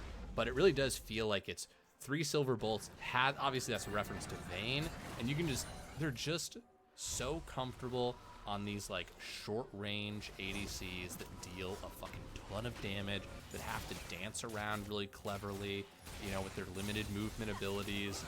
They've just got that archetype down, and it's just a pleasure to watch, a specialist here. Yeah, good damage there. Always trading to get that mark off, right? Every time they're autoing, they're setting up that W in the post to get the most damage possible out. Very good controlled play, also using the E to dodge out the cage there. As we do have a little bit of grouping on this top side. Is there a play to be had here? Ooh. Nice out. It's like Frank. not. Yeah, Frank using the invulnerability to dodge the Poppy Stun was huge there. That Poppy Stun lands, that can get a little bit spicier. A little bit of fighting on the top side here. Oh, speaking of spice, we got a lot of people coming up to the top lane. Genuinely, no one's on the bottom side of the map right now. We're at 20 minutes. It's gonna be a nice little Rift Herald charge. People maybe I believe that should get the tower. Yes, absolutely. The question is, should we take the time to take care of it? We've got a choke point. And Gotta be Otacon. careful. The Otacon hurts. I mean, Prismatic's so low.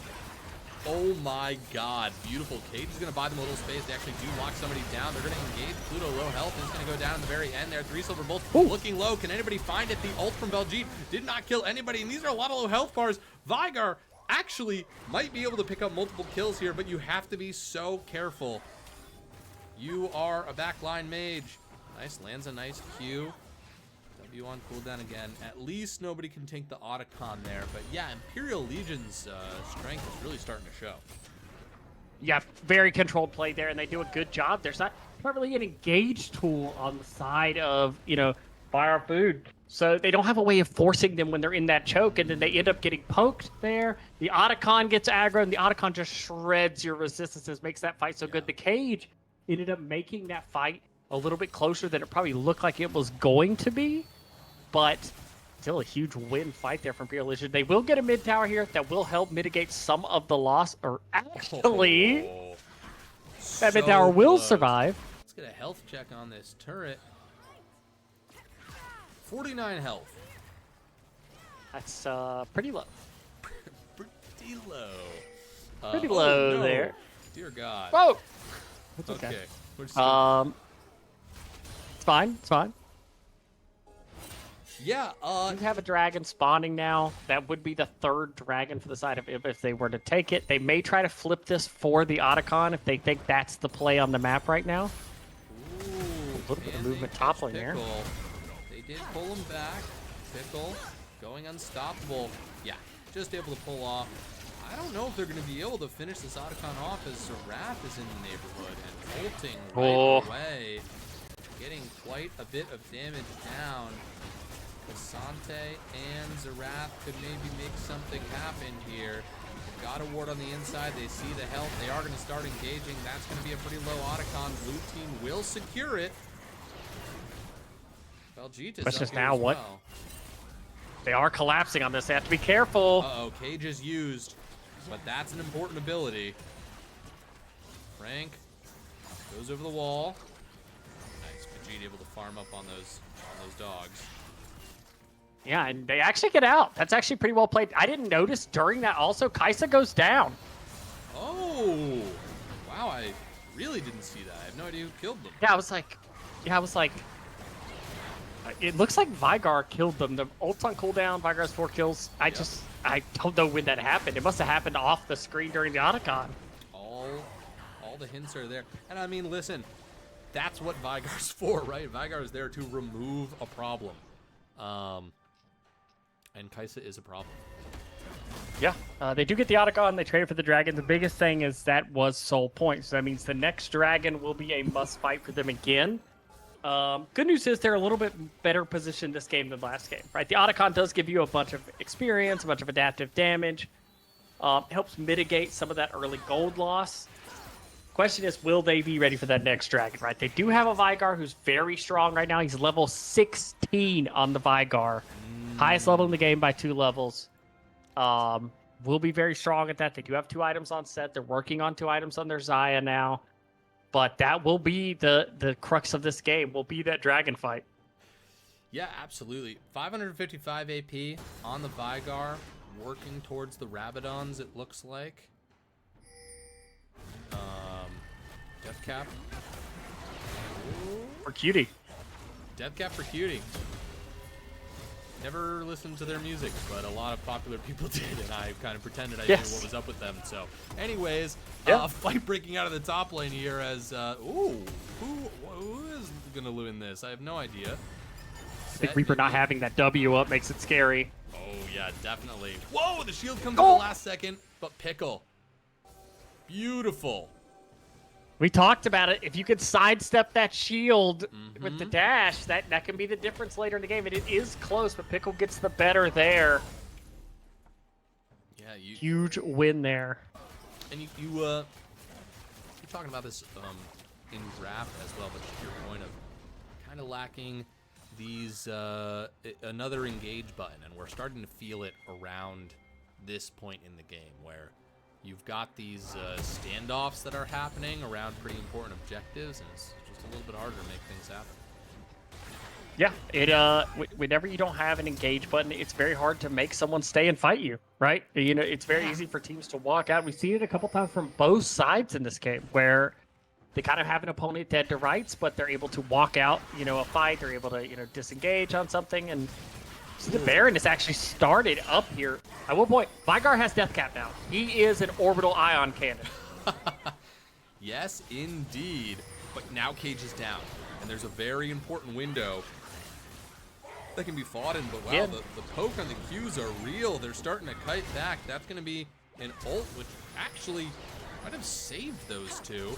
Look who's teleporting in. It's a Cassante, pretty full health. That's a low health Pluto. We've got the Zerathal coming in as well. Ricky Roundhouse on the right-hand side now coming back, trying to establish fight lines. Can't go too far forward. Kaisa did land a W. That's a set ult right there. Cage coming around the bend as well. Red health bars disappearing. Absolutely massive. And now it's the Zerath on the run as Baljeet is having their moment. Got him locked in that cage. That's the ult. He held on to ult that whole time, and a full-bodied ace as the scaling comes into play. And Buy Our Food gets that win. Yeah, that is huge. It's great job of the team just holding. And this is what happens when you don't have engaged sometimes. They're not able to punish the Xayah, who is on the other side of the Cassante there. She's able to kite out, bounce back to her team. Her team gets the Cassante down, and then the Vygar is untouched for most of that fight, is able to turn and make huge plays on the other side. Just like that, it's a huge gold swing, almost 5k gold swung the other way. A full Shurelia's bot for the Vygar. They say, we don't need engage. We're just going to run as fast as we can and cage you. Yeah, absolutely. And they've got to feel vindicated because the team fights just haven't been working out for them. We haven't seen as clean a win, 5-0. And that's huge. Dragon up. Absolutely. Dragon up. It's Soul Point, and just when they needed it most, they got that win. And Another friend. They're kind of thinking about just conceding this dragon. Yeah, we talked about in drafts. Their comp is, even though they don't have engage, it is so hard to walk into. Yes. They are so strong as, we might actually end up getting a fight anyways here. Oh. Melio! Oh my god, but the ult gets used on that as well, so Kaisa's still alive, and they might not have a tool to eliminate them, and now we're seeing damage getting poured on as the set just gets taken out. Ricky Roundhouse fighting for their life in the corridors of the jungle. Oh, Cage gets two people, but just, you gotta be on the run, especially when a Vygar chasing you. Frank taking the pain train in. Very nice double kill for him. Oh my god, but gets caught by the cage, and Baljeet does go godlike. That Baljeet is so strong in this game, and you see these fight setups. They are very dangerous back and forth. The dragon is secure, but the gold is within 1,000 of each other. Only 500 gold separates the teams, which is nothing at this point in the game. It's all about execution now, and both sides root up on these fights. The Xayah nearing 3 items, but Kaisa has the stopwatch now, which will be huge. These are spicy fights. Yes, they are. And Vega, that Vygar is very close to 1,000 AP, 990 last I checked. And they've got to feel very, very online right now. And there's nowhere to go but up. Classic infinitely scaling champion shenanigans. Yeah, it's right now, this game is pure execution. There's no lead big enough from either side, no objective big enough from either side that really makes a difference. 200 gold between the teams. It's all about, who can execute their comp better. If I believe Buy Our Food gets on objectives first, they have the advantage. They have a great comp for if you're trying to get into a space, they control it very well. But on the other side, the poke is the name of the game. The Kaisa, the Xerath. Can they get enough poke down to where it's hard to hold those zones as we get another fight in the mid lane? Yes, indeed, and Cage does connect. Oh my god, but he actually gets headbutted out of range of some damage from Vigar. Now 3 silver bolts. Maybe seeing an angle. God, those cages are up so frequently. Another friend. This full charge off takes down the Xayah. That's pretty big, and then switches focus to the Vegete. Now we've got 1-1, 1-for-1 currently right now, and a wave pushing in to Buy Our Food. And like you said, it's just going to come down to execution, because God knows Buy Our Food has that damage. There's just a little bit of anti-synergy right there that caused that fight not to go their way. Yeah, I was going to say the same thing, just slight anti-synergy there on the push, but she does not have Shirelius right now. They are having to walk into a dangerous spot. Yes, indeed. They're a little bit spread right there. Cassante dodging the cage. Good splash over the wall.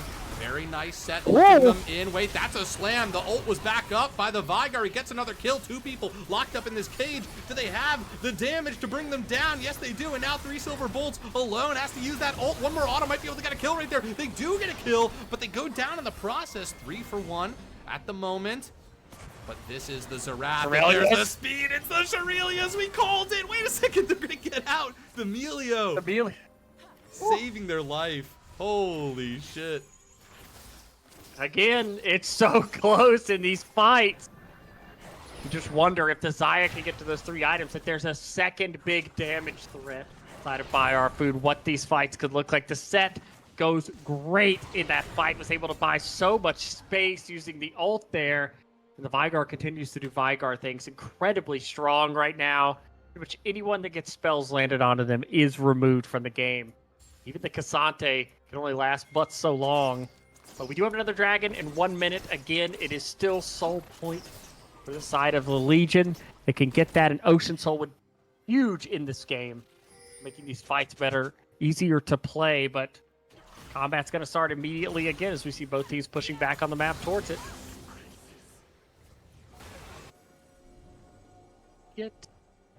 Oh, Xayah so close to the Infinity Edge. Does not quite have it. Uh-oh, Zyra found alone in the enemy jungle. Oh. This could be big. This could be the soul. Wow. Just one little misstep right there. Yeah, I mean, right as Dragon is spawning, there's going to be about 10 seconds where for sure Zyra will just still be on pad, and wow, they're gonna try the Baron. They're gonna. Honestly, I don't hate this. I mean, you do have one shot with the Vigar, which is the counter to Ocean Soul, right? It's like if you get one shot, it doesn't matter how much you're healing. Yeah. Good play here, though. You don't need everyone on the Dragon. You can move most of your comp up to contest. Let the Dragon be taken by your jungler solo, and you can get the best of both worlds. Deny the Baron and get the Dragon. I love this play from Imperial Legion.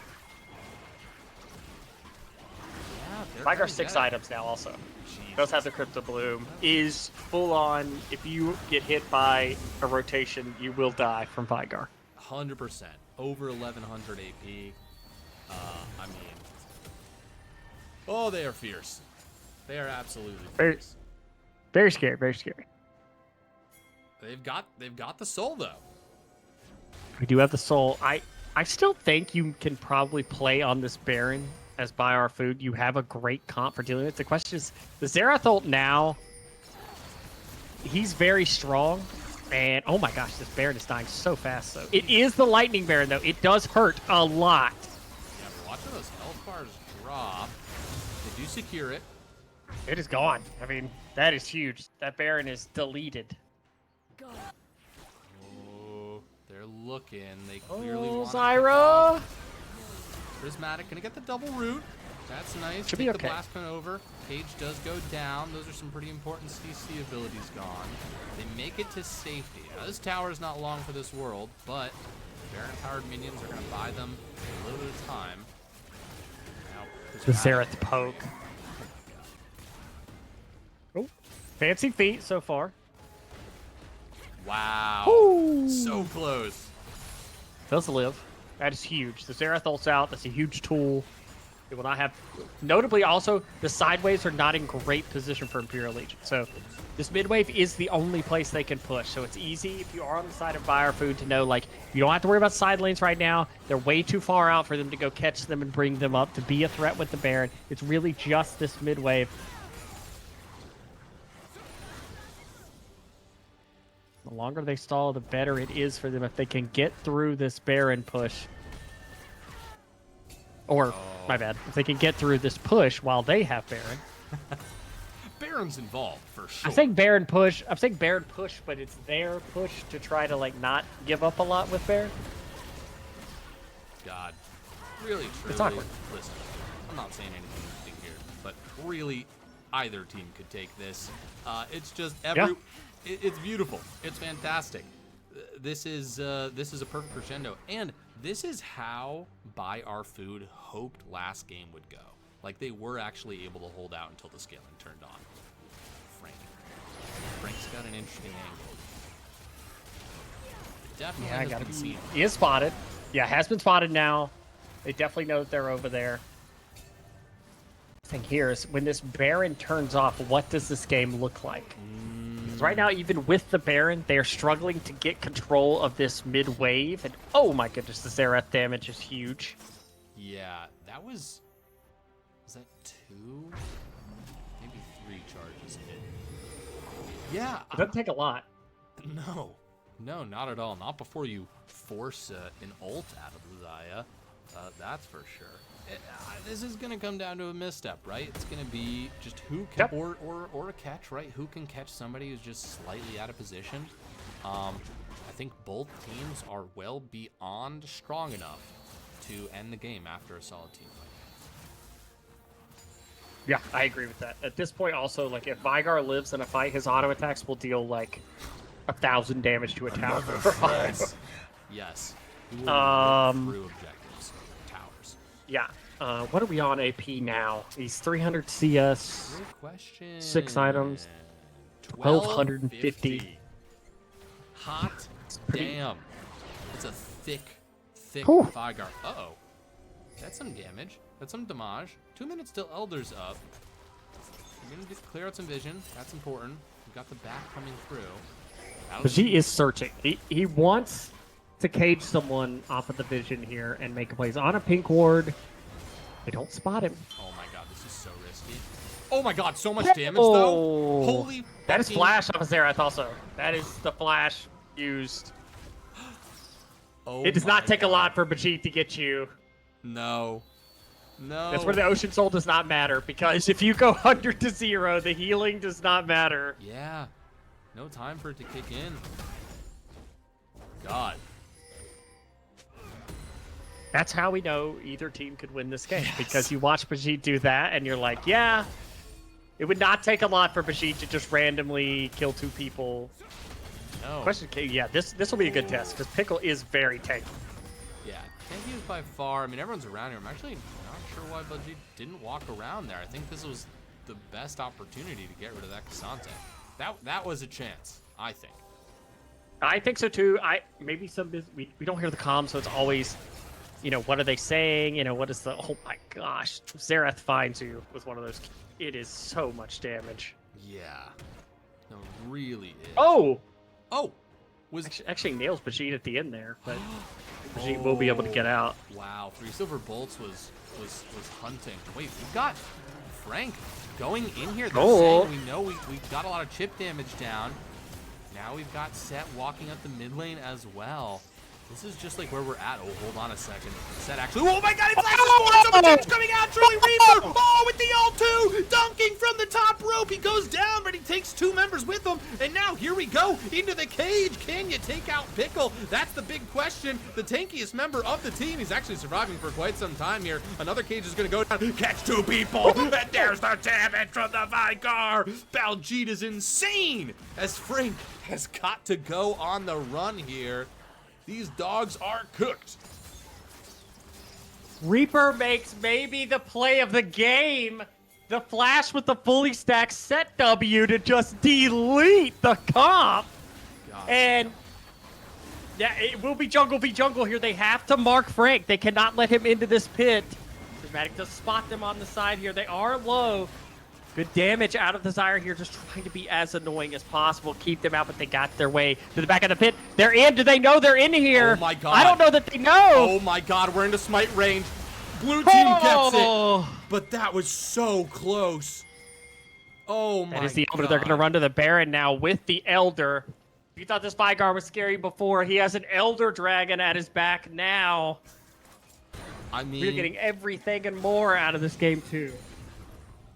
I'll say this. If I had to be a champion right now or be on a team that was weathering both of these major objectives, hold on a second. Hold on a second. We're not done. No fucking way. That was Set is scary. Set is no fear in the mid lane. Oh my god. What does one That's do? huge. They can push now. They have big push potential now. They have Baron and Elder right now, and they have picked the mid laner, the Xerath, the main poke that would dissuade this push. Oh my god. Yeah, I was just about to talk about poke and range and how all of those things were important. But god, a Baron empowered wave crashing into your base, knowing that you can't push the Baron. Oh! Just every time I see that bar show up from Elder, I get scared. I know, you're so scary.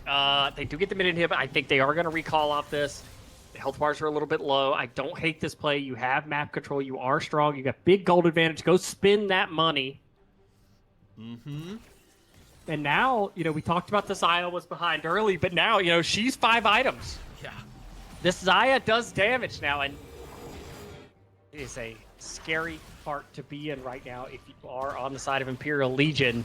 Now, Vigar so strong. I'll say this. They're not pushing this advantage super hard right now.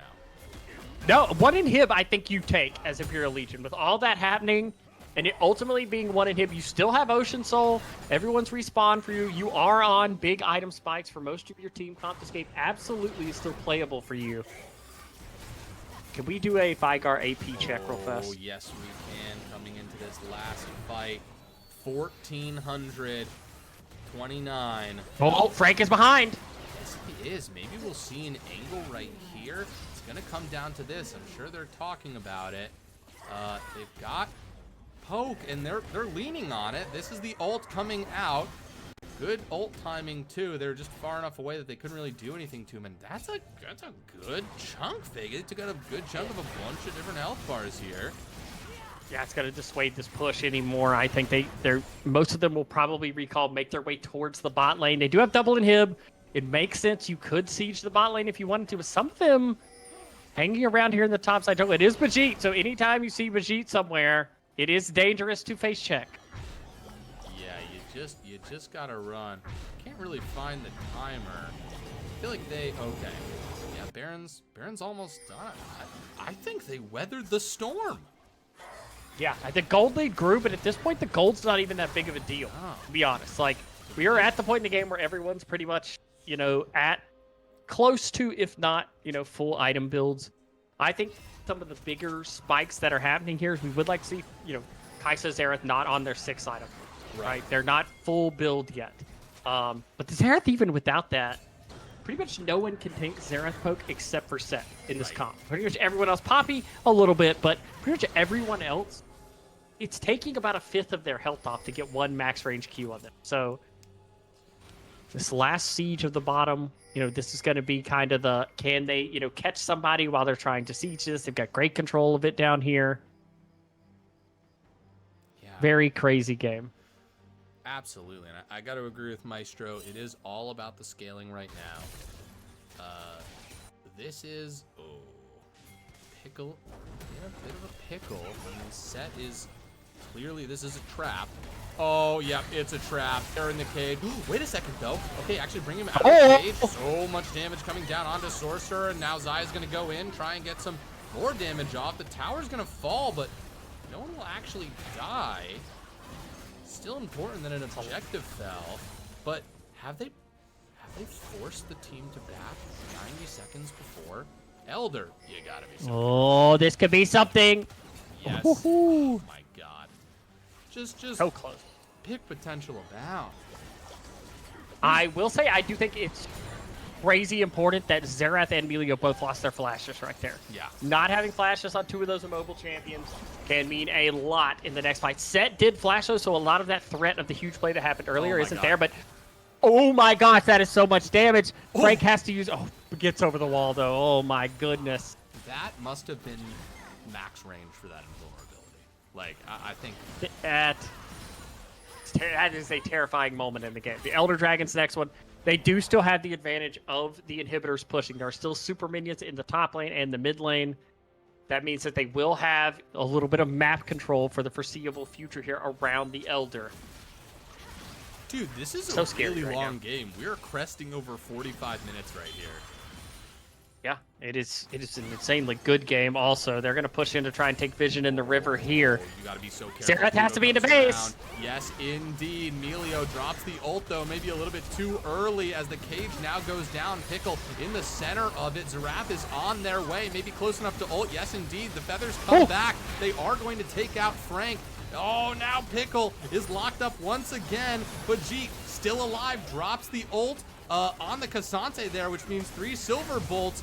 Oh, they go golden, but do they have any escape tools? They escape the cage. Melio doing everything they can to keep their ADC alive, but they're going to go down in the end. As now Elder is up for grabs once again, and this game just keeps giving and giving and giving. Multiple Barons, multiple Elders, multiple inhibs coming up and going down. We have had everything. Yeah, that will be the Elder secured there for them. And they are TPing into the base. Double TP here. They are saying we've had enough. We want to end this game. I want to see the auto attack on a turret from Xerath. Oh. Me too. Oh, if that Q had landed. They don't want to. They want to end the game while Kaisa is dead. They don't have a. They have a wave coming in top lane right now, but he is very low. Get one in him. I think they're gonna have to back off and go to the Baron here. They wanted to end. Great stun from the Xerath there to say no. You're gonna have to play around this a little bit longer. They do get the mid inhib that will keep the minions pouring in there. They're gonna play for this Baron. They are low without teleport, so this is dangerous. But they do kill Baron incredibly fast. 100%, and I love what Xerath is doing here. He's got the ult. He's got the range.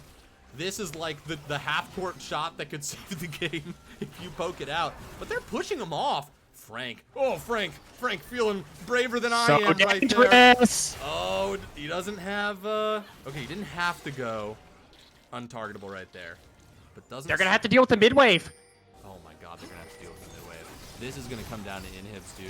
This is going to come down to inhibs. That's a massive wave. Cassante is the one that pulls back. They've left their damage dealers here. They've got that red buff. Can they steal it? Can they do this? He stole it! He steals it! He steals the Baron! Frank may have saved the game as he makes it over the wall! Oh my God! How did he do that? The wherewithal! That was incredible! That was literally the last second he could get into that pit for the steal. Oh my goodness, now the game he gets out. Also, yeah, Loki pointing out, not only does he get the steal, he gets over the wall and out. So there's not even a play to be had on the map right now. We are at a complete standstill at 47 minutes. Oh my God, Vega, that is like the only thing that they could have done to save themselves was to keep this Baron up. And then now they just need to not get picked because they're gonna be able to push these waves back. Oh, Frank. Oh, you slippery little bitch. Get over the wall. It's away. Oh my goodness. Well, hello, week 1 of LBLCS. This is the first week? Oh, Xerath. Holy freaking shit. Wait a second. Did they time it? This could be a pick here. Oh. Oh my goodness. And they still have that Ocean Soul. That doesn't go away just because the game has gone on as long as it has. They are still empowered with that healing prismatic. Very low. Has to be so careful out here. They don't have the Elder anymore. No, they do not. That's okay. I was like, that is an aggressive place to base. Okay, now here's the real sticky wicket of it all, which is that they've got Baron. Now they can leave their base, but their base is still in shambles. And if they press too far, we cannot forget Bajit. And let's just do a quick little almost Jesus. 1500. Almost 1500 AP on this guy. Almost halfway to 2000 here. Well, more than halfway. Listen, not enough fractions. Don't even worry about that. The point is that he's massive, and if they push out too far, Vygar can pick the whole freaking team. I mean, he's got that much damage. I gotta say again, Fire Food, great side wave control. They have forced another situation where there's gonna have to be a recall for a side wave. That disjoints this Baron push. They've saw that, and like you said, it's so dangerous to push up that we may have another standstill. Until the next objective, it's neither team has engaged. Neither team has a way of making the other team fight. So it's very hard. Let this be a PSA that you should draft engage, because otherwise every game ends like this. Because both teams are like, I'm not going to fight you unless it's the perfect situation. Yes, absolutely. Look at Belgique. Oh, Belgique. You sneaky rascal. Will they walk over there? That's the question. Will they dare it? Or we'll set Brink. I see Reaper looking. Reaper is looking. He wants to find engagement. He is getting poked extremely hard here. Dude, they have to wonder. They have to wonder why this opportunity looks so good. It's because Belgique is literally in. Someone left has wing. to be saying though in comms like, where is Vygar? Yes. Why is Vygar not with them right now? Dude, you can't even like check the bushes. Like one person really has the poke to like check from pure safety, and that's Zerath. Yeah. Everybody and Kaisa. Kaisa's W too. But everybody else has to put themselves in like extreme fucking danger. I mean, you're just We have 6 items on Zera, 6 items on Kaisa. We have 6 items now on Xayah. So every main carry in this game is completely, utterly fed as they could possibly. The gold means nothing now. It's pure execution. worthless. Um, Absolutely. Okay, we've got a choke point. We have members. This is full 5v5. This is so dangerous. Pickle's on a ward. Pickle doesn't realize that. And now Pickle is aware. He's aware of the circumstances of the situation. Zerath looking to get some poke out. That Q misses. Pickle. they are moving them. Oh, absolutely. Forcing him up against that wall. That's going to be the set. Oh. Doesn't land onto anybody else. Can they counter punch now? How much damage do they have? The Zerath is going to ult. The Cassante is going to go down. Now they're mismatched for a moment here as Pluto is going to get out of there. Frank having to, 3 silver bolts, diving in deep, flashing away. Reaper does go down. Hold on a second. It's 2 for 1, 2 for 2. Tied up once again. Prismatic, Ricky Roundhouse trying to kite for their life as Belgique. The nasty monster Vygar still alive as the mid laners face off. Belgique wins that one, and now it's a 2v1. It is the final boss. Belgique versus Frank and 3 silver bolts. He's teleported to the top lane, and look at those auto attacks. Vega's been talking about it for 52 minutes. Finally, I get to see them. They're massive. He's gonna go for both. Frank, my boy. Oh, Frank, my boy! Wait, he hit a dog. I think he hit a dog, and he's gonna go for him. Can he take out Belgique? Wait a second. He's gotta go deeper. He's gotta go further. The last auto attack gets it. That's the shutdown. Oh, he dodged it. But he gets... That could be the Elder. That could actually be Elder. The two of them can duo Elder. Oh my god, it could be. I think you're right. But they've got now, they're gonna have waves pushing in. Once again, those 2 inhibs fall.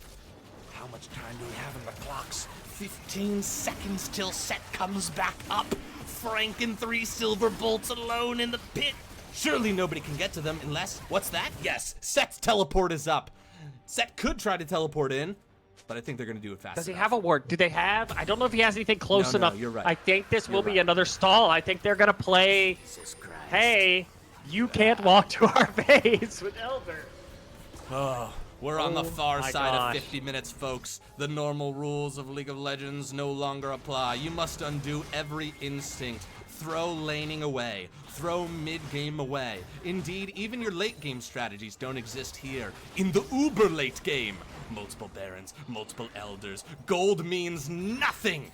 It's just about your hands and your friends. That's all that counts. And here we are once again, both teams, staring across the rift at each other. Frank, God, I get so nervous. I'm worried for every single person. Anytime anybody's about to die, I'm like, no. This is so scary because Vygar does not have teleport. They have to wait on Vygar to get here, and there is Elder on the other side. But remember, I don't believe Elder is on Zerath, which is the main person who would be able to abuse it here. Yes. Yes. No flashes on hardly any of the carries, but notably, Xerath does have flash. Xerath was able to escape that fight with flash. Well, escape. He got killed in one shot by Minor, but died so quick, wasn't able to use it. He was not able to use his flash. Okay, Frank. Top lane is stacking. This is the thing. It's about the inhibs again. It's about the inhibs again, and that Baron is. Oh my God. They've got the inside track. Prismatic going so low. They've gotten golden. Surely they fall here. They've been taken out. Frank on a killing spree. Rest of the fight for some reason was not on the screen because they pulled back. Okay. I'm losing track of everybody. Holy shit. Okay, that's the Zyra gone. They're gonna pull back and devour this Baron. Yeah, it's really scary. There's no more vision now. I will say, if they can escape from this Elder with it just being the Baron taken and no structures taken, I think, like the previous Baron, they feel pretty confident in playing around their base. The top lane is getting pushed in. Someone's going to have to base and deal with that. See who it is, but there will be a small window here. Looks like it's just going to be resets again across the board. Vega, both teams almost have 100,000 gold. Let's get one more Vagar AP check here. Good call. 1,500, baby. 1,500. DBZ Freak, you gotta be loving this Super Saiyan action right here. We're talking Super Saiyan. We're talking Super Saiyan 2. We're talking the one where he kind of turns into a little monkey. Multiple forms of Vygar. Oh. You gotta be careful at this one. We're also at the point where supports are full build. They can't even buy pinks anymore because they have they're on an insane amount of supports. These are full AP mages at this point. Somehow Poppy does not have her last item. I'm not sure how that's possible, but it has not happened. Yeah, it's okay, this is an effective siege. They're using the Baron well. Now note, Cassante not here. They could pull the trigger. Wait, hold on. That was a stun right there. Oh, Pluto! Gotta be so careful this side. They are getting desynced a lot though, which is so scary. They are repeatedly getting. Someone gets poked out. They have to reset, and there's not 5 people here at a time to punish. Oh, Xerath has soul boots. Good catch, Loki. Yeah, that's a slow Xerath. Listen. Honestly, I like it because if you get to him, it's pretty much over for him anyway. Great point. Yeah, absolutely. Now Cassante, they're gonna have to go back to the top lane. They just are.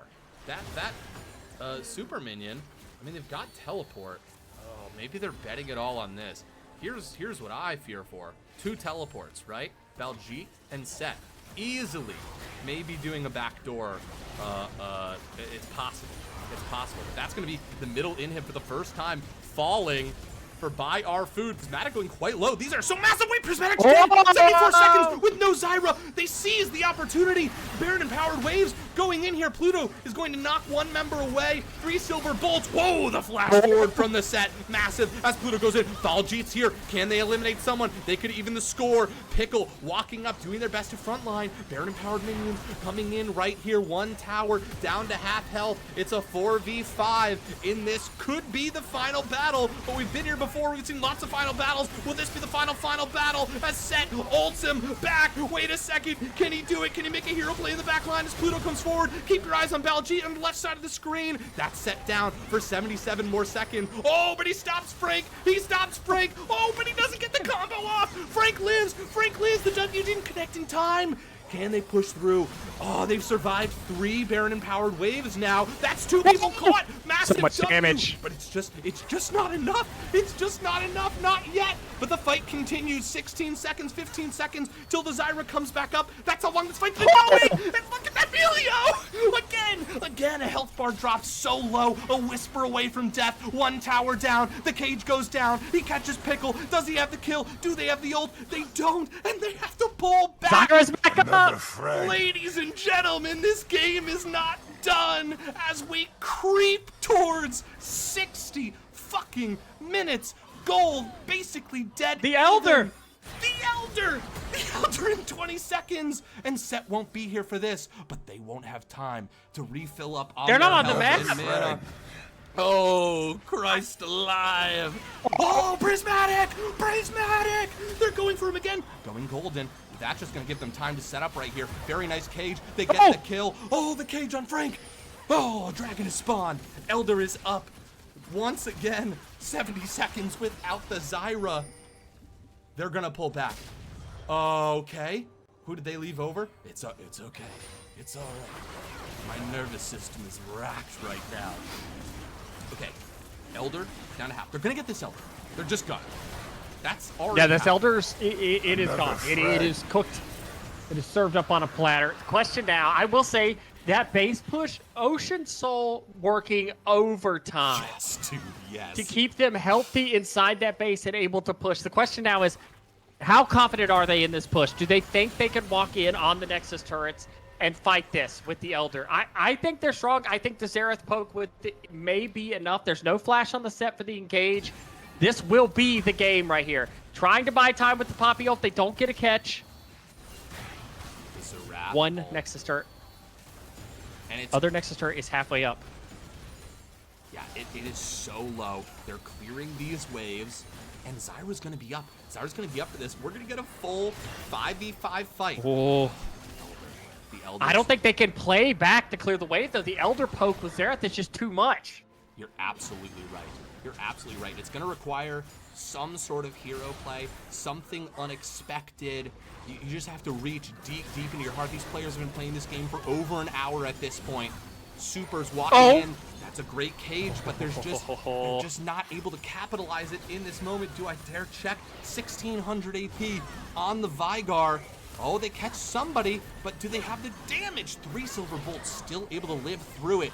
Everyone is just jockeying for position, trying to find an angle. A cage goes down. Baljeet takes a little bit of damage. Back to Sal. They're Wait a second! He hit so many people! Look at the papa damage! Look at the papa damage! The ult! It connects right there! I don't even know what's happening right here as the Kazanti's going to bring Baljeet back into the turret. He's taking those turret shots, and he gets it! He gets the Vigar, but the rest of his team gets cleared up, and it gets all odds into the Elder! They actually did it! They saved their Nexus! The game is not over! In fact, Buy Our Food may have won the second game in this series. Kasante's backing. Kasante's backing. Can Kasante save? Can Kasante save this game for their team? They're gonna have to stall for over 40 seconds against 4 members of a team. They have 2 towers. I don't think it's possible. I think truly Reaper just won the game for his team with that set engage. These towers are going to die so fast. They're just ignoring him. Poppy's just going to push him out of the way. This is going to be the game.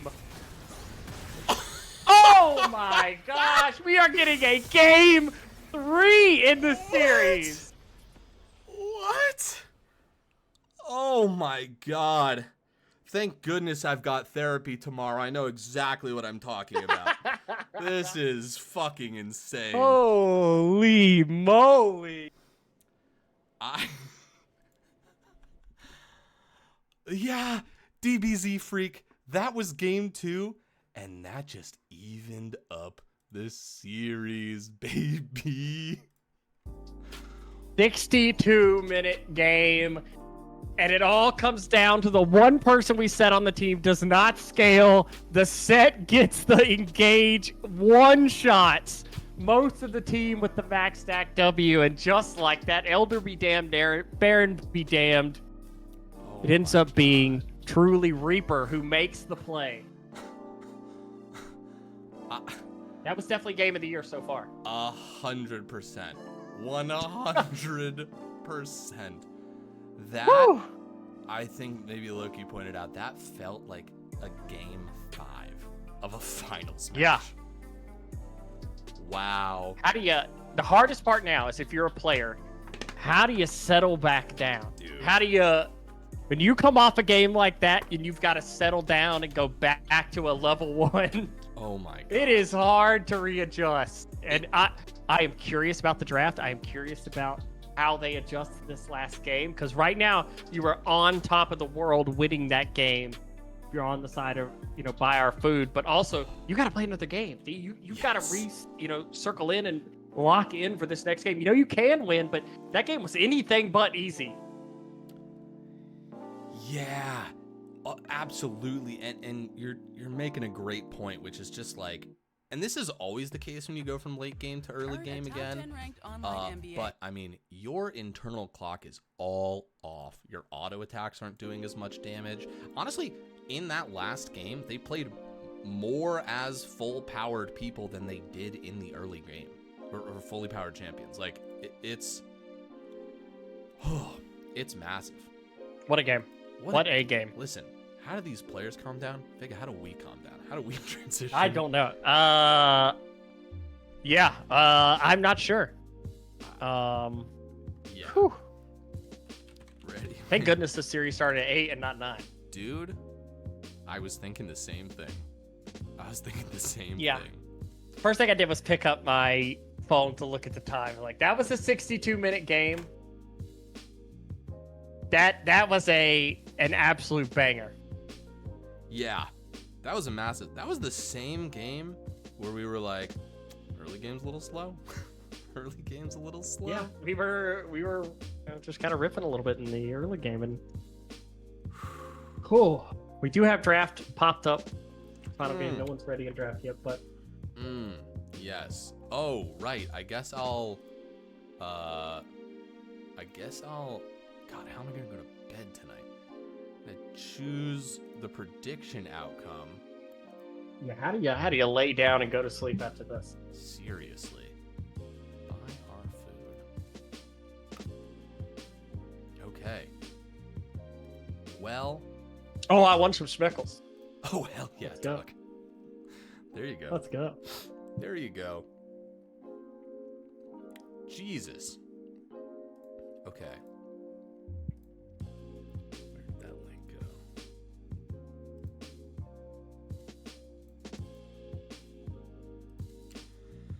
go? I'm actually gonna get some water really fast. Of course. Of course. That's what I'm gonna do with this brief moment. I'll be right back. God, what a freaking rush.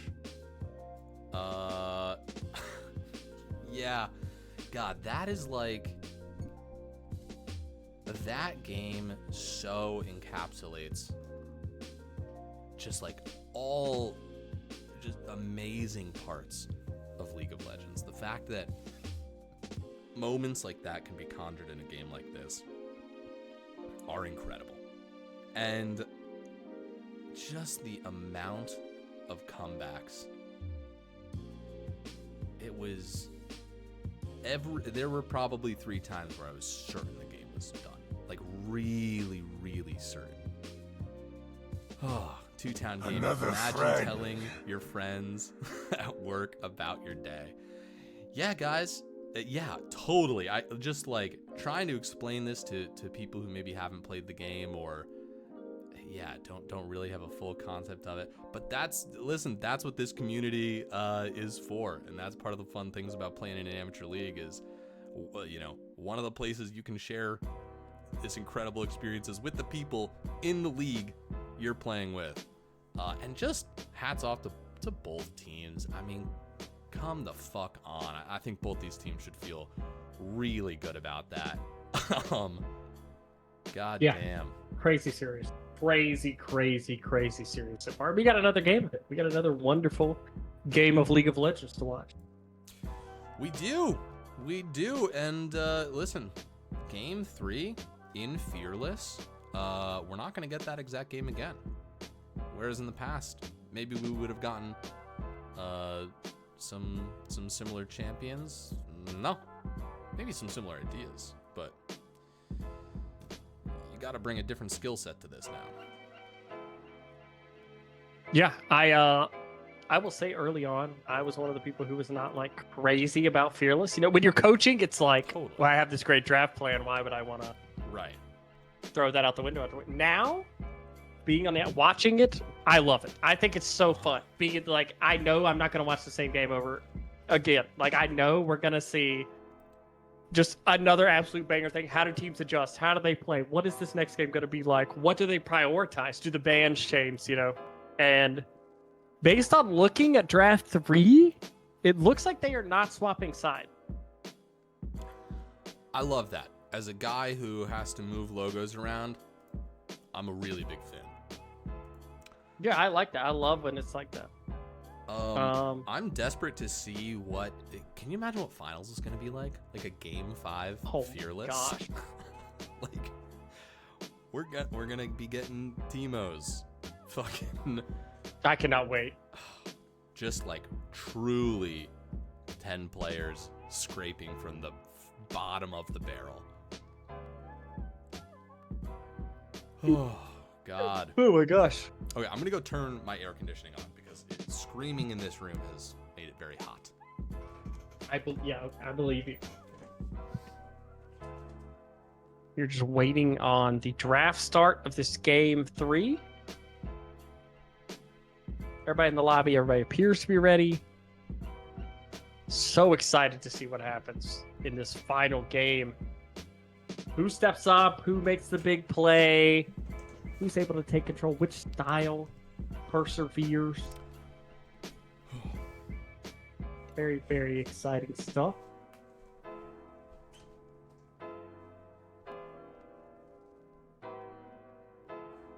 Both teams still get prepped for the game. Doing the review, the draft talk, all of that, trying to figure out what you're playing, what are the bands, what are you looking to lock in these final games. Always so stressful in that game 3 coming off of a big game like that. That's why we brought our everyday low prices on furniture, mattresses, and more to over 200 locations from coast to coast and counting. Not to mention free treats for the whole family in our cafes. Celebrate Bob's Discount Furniture's 200 store miles. I am just this fully Labor Day weekend. Oh my God. beside myself, like waiting, like, gosh. What a game. What a game. Oh, do you have our first person ready in the draft?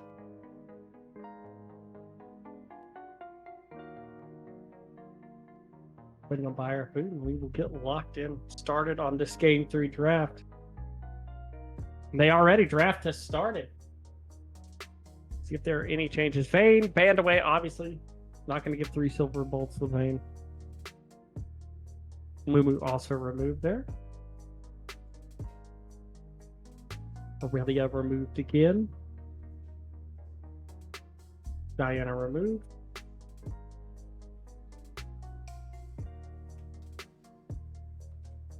The MF and the Science, so same bands. We're trading through all 3. Oh.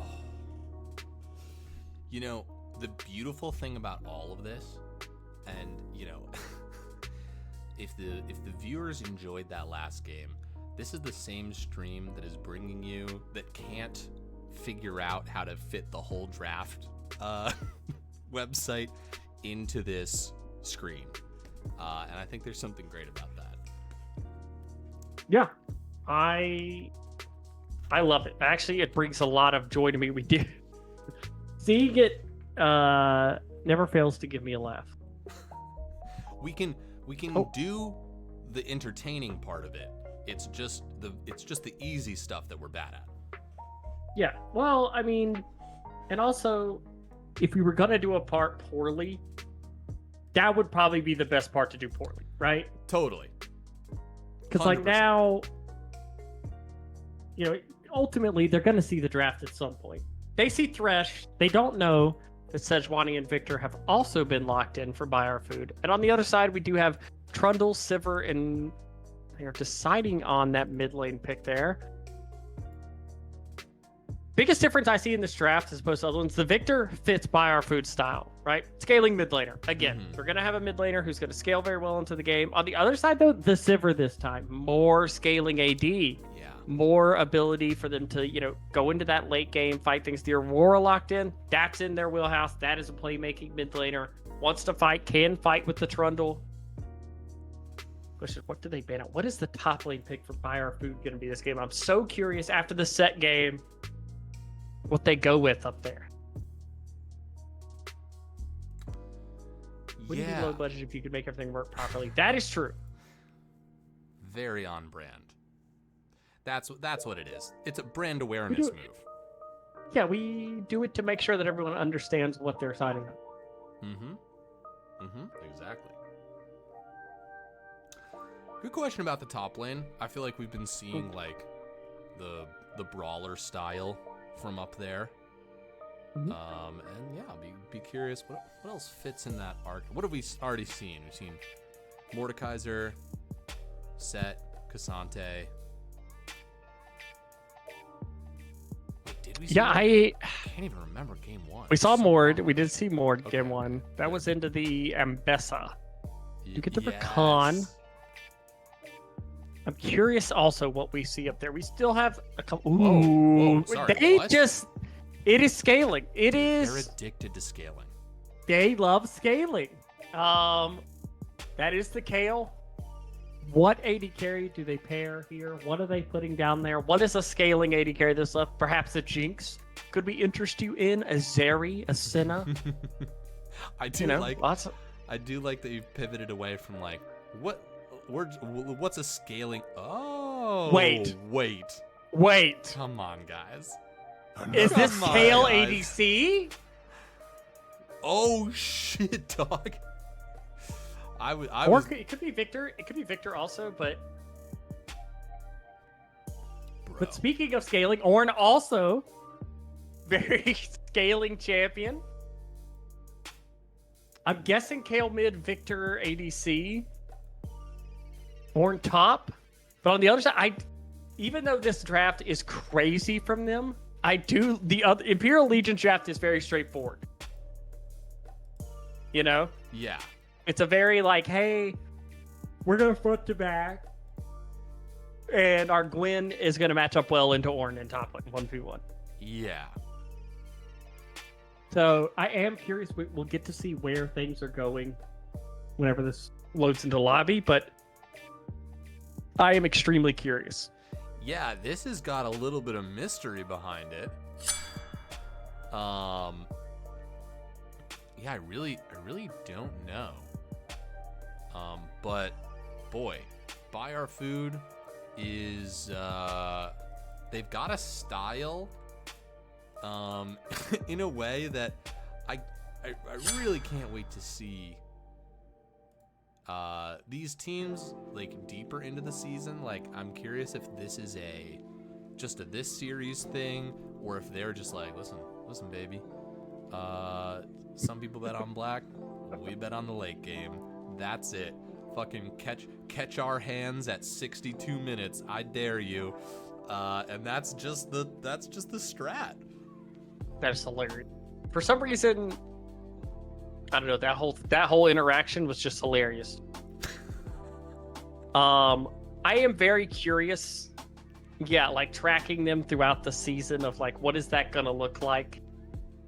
But right now, I mean, it's worked 50% of the time. So it's hard to judge a strategy that's worked 50% of the time. Yes. Because ultimately, like, that's not a terrible win rate. No. But it's either going to be 33% or 66% after this game. Oh, we're gonna have. Listen, 33% repeating. Am I right? Right. Yeah, we're going to know. We're going to have a definitive answer if it's the right choice or the wrong choice in this specific series. Right. Yeah, once it's happened, We will know overall. we'll 100% know what has happened. That is true. Once something happens, we do know that it has happened. Little Robot Man has said, buy our food is selling food I want to buy. I love that sentiment. I must stress, buy our food is BUYAREFOOD. They are being what I believe is intentionally obtuse, and I love it. I do really love that name. A quick shout out to the many people who followed us over the course of that game. I think I shouted out a handful, but I'll just start at some point. Eric the Mailman, Stories Another friend. WR, Danny Lady, Fobs, Rec Rap 2000, of course, DBZ Freak 2, who I have Nice. good authority. Not a freak at all. Very actually kind of patient person. Crappy Cup of Joe, I drank one of you this morning. Truly Reaper, I believe the player in the game that just played. Beastly McBeast, a great amateur wrestler name. And Elementin. I like it. I like it. Thanks you guys for joining us on this journey. It's a beautiful road we're all walking together. Welcome, one and all. All right. What is your energy level heading into game 3? Oh, Another I friend. feel like what has been described to me, what happens, it's just like, just a huge shock of adrenaline, right? And Yep. now the energy has left me. I'm a tired boy. Listen, between you and me, I should be asleep in 25 minutes. Same. Yeah. I just looked at my alarm. I just picked up my phone and was Yeah. like, oh, what time is it? Oh no. Yup. That's okay. We're here. Mhm. I have noticed the yawns coming up. Yes. That's usually the part where I'm like, oh, I'm yawning. Yeah. I'm completely with you on this. I've been yawning and just trying to look away from the mic. However, the last 20 minutes of that game really that woke me up. I was locked in. But yeah, so that's kind of where I am coming into this game, is high spirits, low energy. I believe. Oh yeah, I keep forgetting that the lobby is not in order. So Right. looking at this actually is not giving me any information. No. Oh, I'm going to start the prediction again. They've stayed in the exact same place.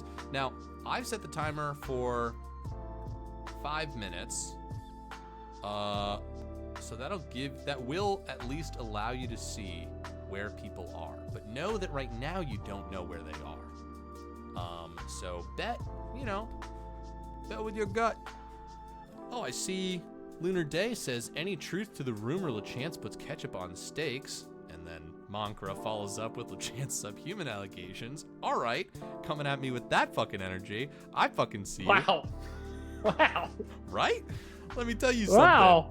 I do love ketchup. And at one point in my life, I did put ketchup on steak. And I don't apologize. I fucking love it. But I don't anymore. But not in this, not in the way that people militantly are upset about putting things on things. And I know I'm coming at this because I'm coming from a perspective. I love ketchup and eggs. I like that a lot. I don't know. It's not bad.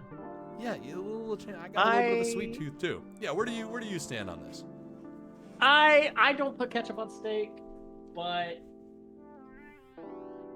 I mean, it depends actually. I think this is more nuanced than it sounds, because if it's like a hamburger steak, Oh, sure. ketchup on a hamburger steak is great. That's awesome. But I'm on the side of not putting ketchup on steaks, but I'm also on the side of not yucking yums. Sure. Totally. If you like something, do what you like to do. Also in college, we used to make something called refrigerator gumbo. Oh, Jesus. It's not really gumbo, Sure. but we would get a skillet and put in if you had eggs, if you had hot dogs, ketchup, whatever it was, put it in a skillet and fry it all up and then mix it together and eat it on a Saturday morning, because that's what we had. So I'm big on hey, whatever you like, man. I'm still, and you know what? Chat can judge me for this. I don't care. My girlfriend judges me for this. I still eat hot dogs on a piece of white bread that I fold in half and put some ketchup in it and microwave it for 30 seconds. Dude, I love you, dude. It's so heartening. It's so wholesome. Dude, That's 2 bites. I'll put that thing back like it's nothing. Never lose your roots, It's a good snack. I ate it in college. It tasted good then. It tastes good now. Hey, fuck you guys. I'm on his side. Look, we've seen what makes you guys cheer. We don't care about your boos, okay? We are unaffected by this. Yeah, go tell other people that the casters from the low budget LCS outright said they don't respect their viewers. Yeah, we don't care what you guys think. You okay? can't see it, but I'm flipping. Oh, replacement casters, my ass, when they pry the mics away from our cold, dead hands. Yeah. Good luck. It's 11 p.m. on a Wednesday night. You think the other casters are awake, motherfucker? Yeah, you think somebody's coming to cast this game 3? You're stuck with us. Yeah, there is no help coming for any of you guys. Oh, Jesus Christ. I'll still eat that waffle for you, Tom. Don't worry about it. Oh, that's true. Yeah, Lucky is here. Lucky is technically here. Let's get it. Oh. I hope you guys enjoy your wet pillows and sheets in bed. Okay, that is vile. That you've taken it too far. What is going Okay. on? I wouldn't do those things. Waffles net. I just reminded Tom of their crusade. Trying to think of what my most vile things I do are. Like, what are the most okay, there's something wrong. Like, you need to be. Maybe I've talked about this before. I know kind of a weird thing I do is I'm very unafraid. So if I've just eaten a meal, even at a really nice place. Oh wait, let's try this before I finish this anecdote. Oh yeah. Let me see. Did that work? Hold on, it's loading. Oh, it acted like it was. Hold on. It's still loading technically. And just nope. Okay. Stream pause. All right, I'm just gonna do the thing. Jesus, I have so many. 30 seconds This works until for minions some. spawn. Okay. Okay, we back. Hello. I have hit stream. I'm just kind of hoping that this works because It's loading. it's worked the other Yeah, time. I'm in. God, why does that work? So weird.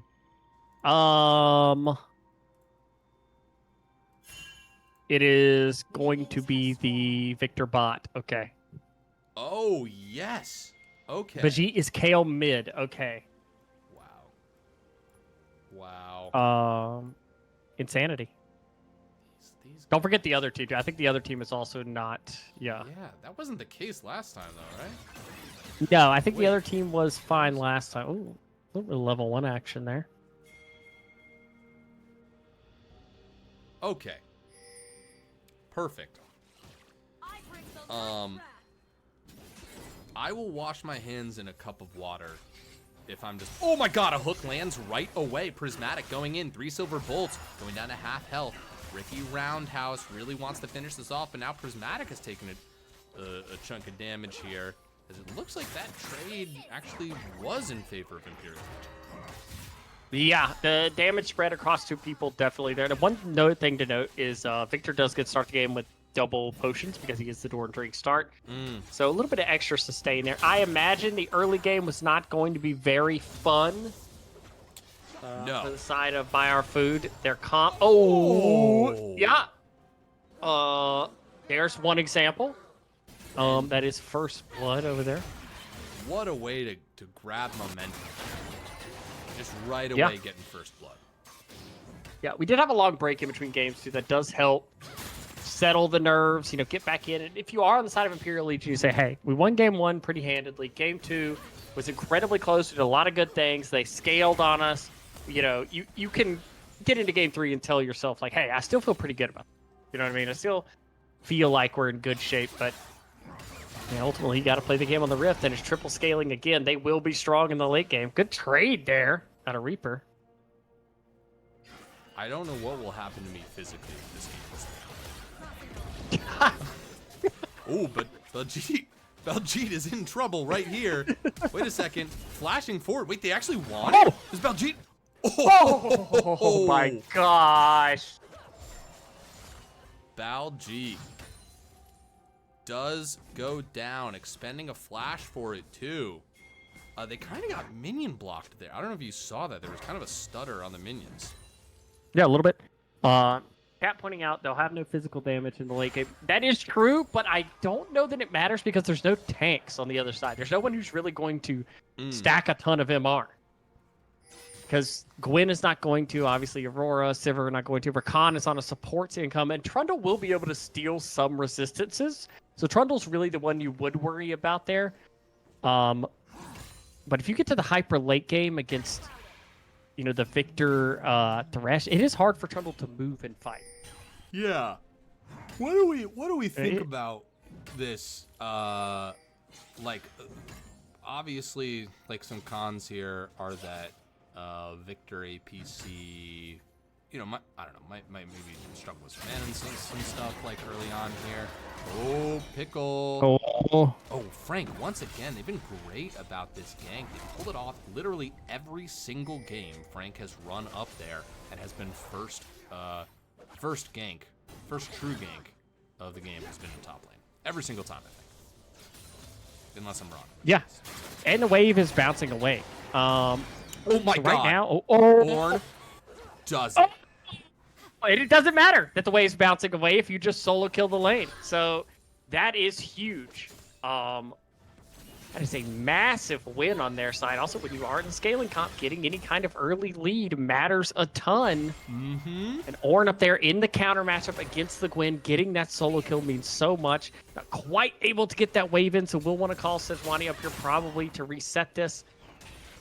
See if Gwen's able to hold that wave there, keep the freeze on. But one good thing I was going to say, when you play APCs like this, especially something like Victor, one thing that about being in a duo lane is you don't get the same experience, right? Yeah. Victor does naturally still get the stacks that they would want to get off the lane off CSing, if they get kills, et cetera, but the main parts are, you know, you're not going to get leveled up very fast. You are going to be slower at getting those things. But in the mid game, you do have teleport. This does allow Thresh to move a little bit more than you normally would. Pluto's not coming down, though. Pluto's taking the time to finish that ward. That may prove dangerous, because now Prismatic is the one who's in a lot of trouble. That is 2 clean kills picked up by a very cheeky gank by Frank. That's Dragon, too. Yeah. Very good early game from Frank, finding ganks on both side lanes early in this game. Set his team up well. See how Pickle can play this. A little bit of harass here from the Trundle. Trundle being very good. Gwen normally into strong one. This is the slightly nerfed Gwen on this patch, so it's a little bit weaker than she was last patch, where she was like pure blindable into anything. Ornn also is one of those champions who is surprisingly strong in the 1v1. In a lot of teams, you think, I'm playing against a tank, you know, he's not going to do that much damage. Ornn definitely abuses you.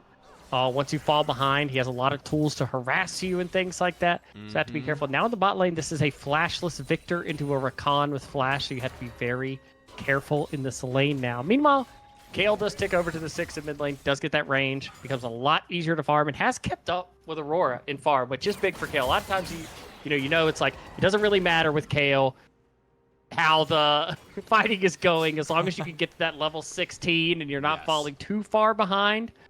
So early game now, they have fallen behind a little bit of gold. They have given up a dragon, but the game is still an arm's length. What really makes me curious is how much Imperial Legion will focus on stacking these dragons in this game. So we saw game 1, that is the surefire way to beat scaling comps, is you force them to fight around objectives earlier than they want. Last game, we did see Buy Our Food was able to steal an early, or get an early dragon off of a tempo play. That means a ton in games like this. We'll see if Buy Our Dragon is able to do that again in this game. Yeah, and maybe a little bit of a fight breaking out. The damage is pretty considerable from that Aurora onto this Kayle. Waiting in the weeds here. They do have flash, and just again, like, we've gotten to know these players, get a good sense of their ability over these past 2.5 hours now, and oh god, 3 hours now. Jesus Christ. Yeah. And, you know, obviously we're seeing the champions, but that sense of who can pull off what here. And just, we're getting back-to-back. Look at this. Both supports already roaming around up here, and a fight is going to break out as Aurora is going to be dropping that ult. Now Now they're in this choke point. Baljeet is here too, and the Orn Horn is being called as it's a 4v3, and they're gonna decide to focus down Frank on this Trundle Rakan. Not gonna let him go out alone. That's the flash from Rakan. We talked about it being used offensively, but it had to be used defensively. 2 members of the Imperial Legion cut down, and ADCs just farm away in the bottom.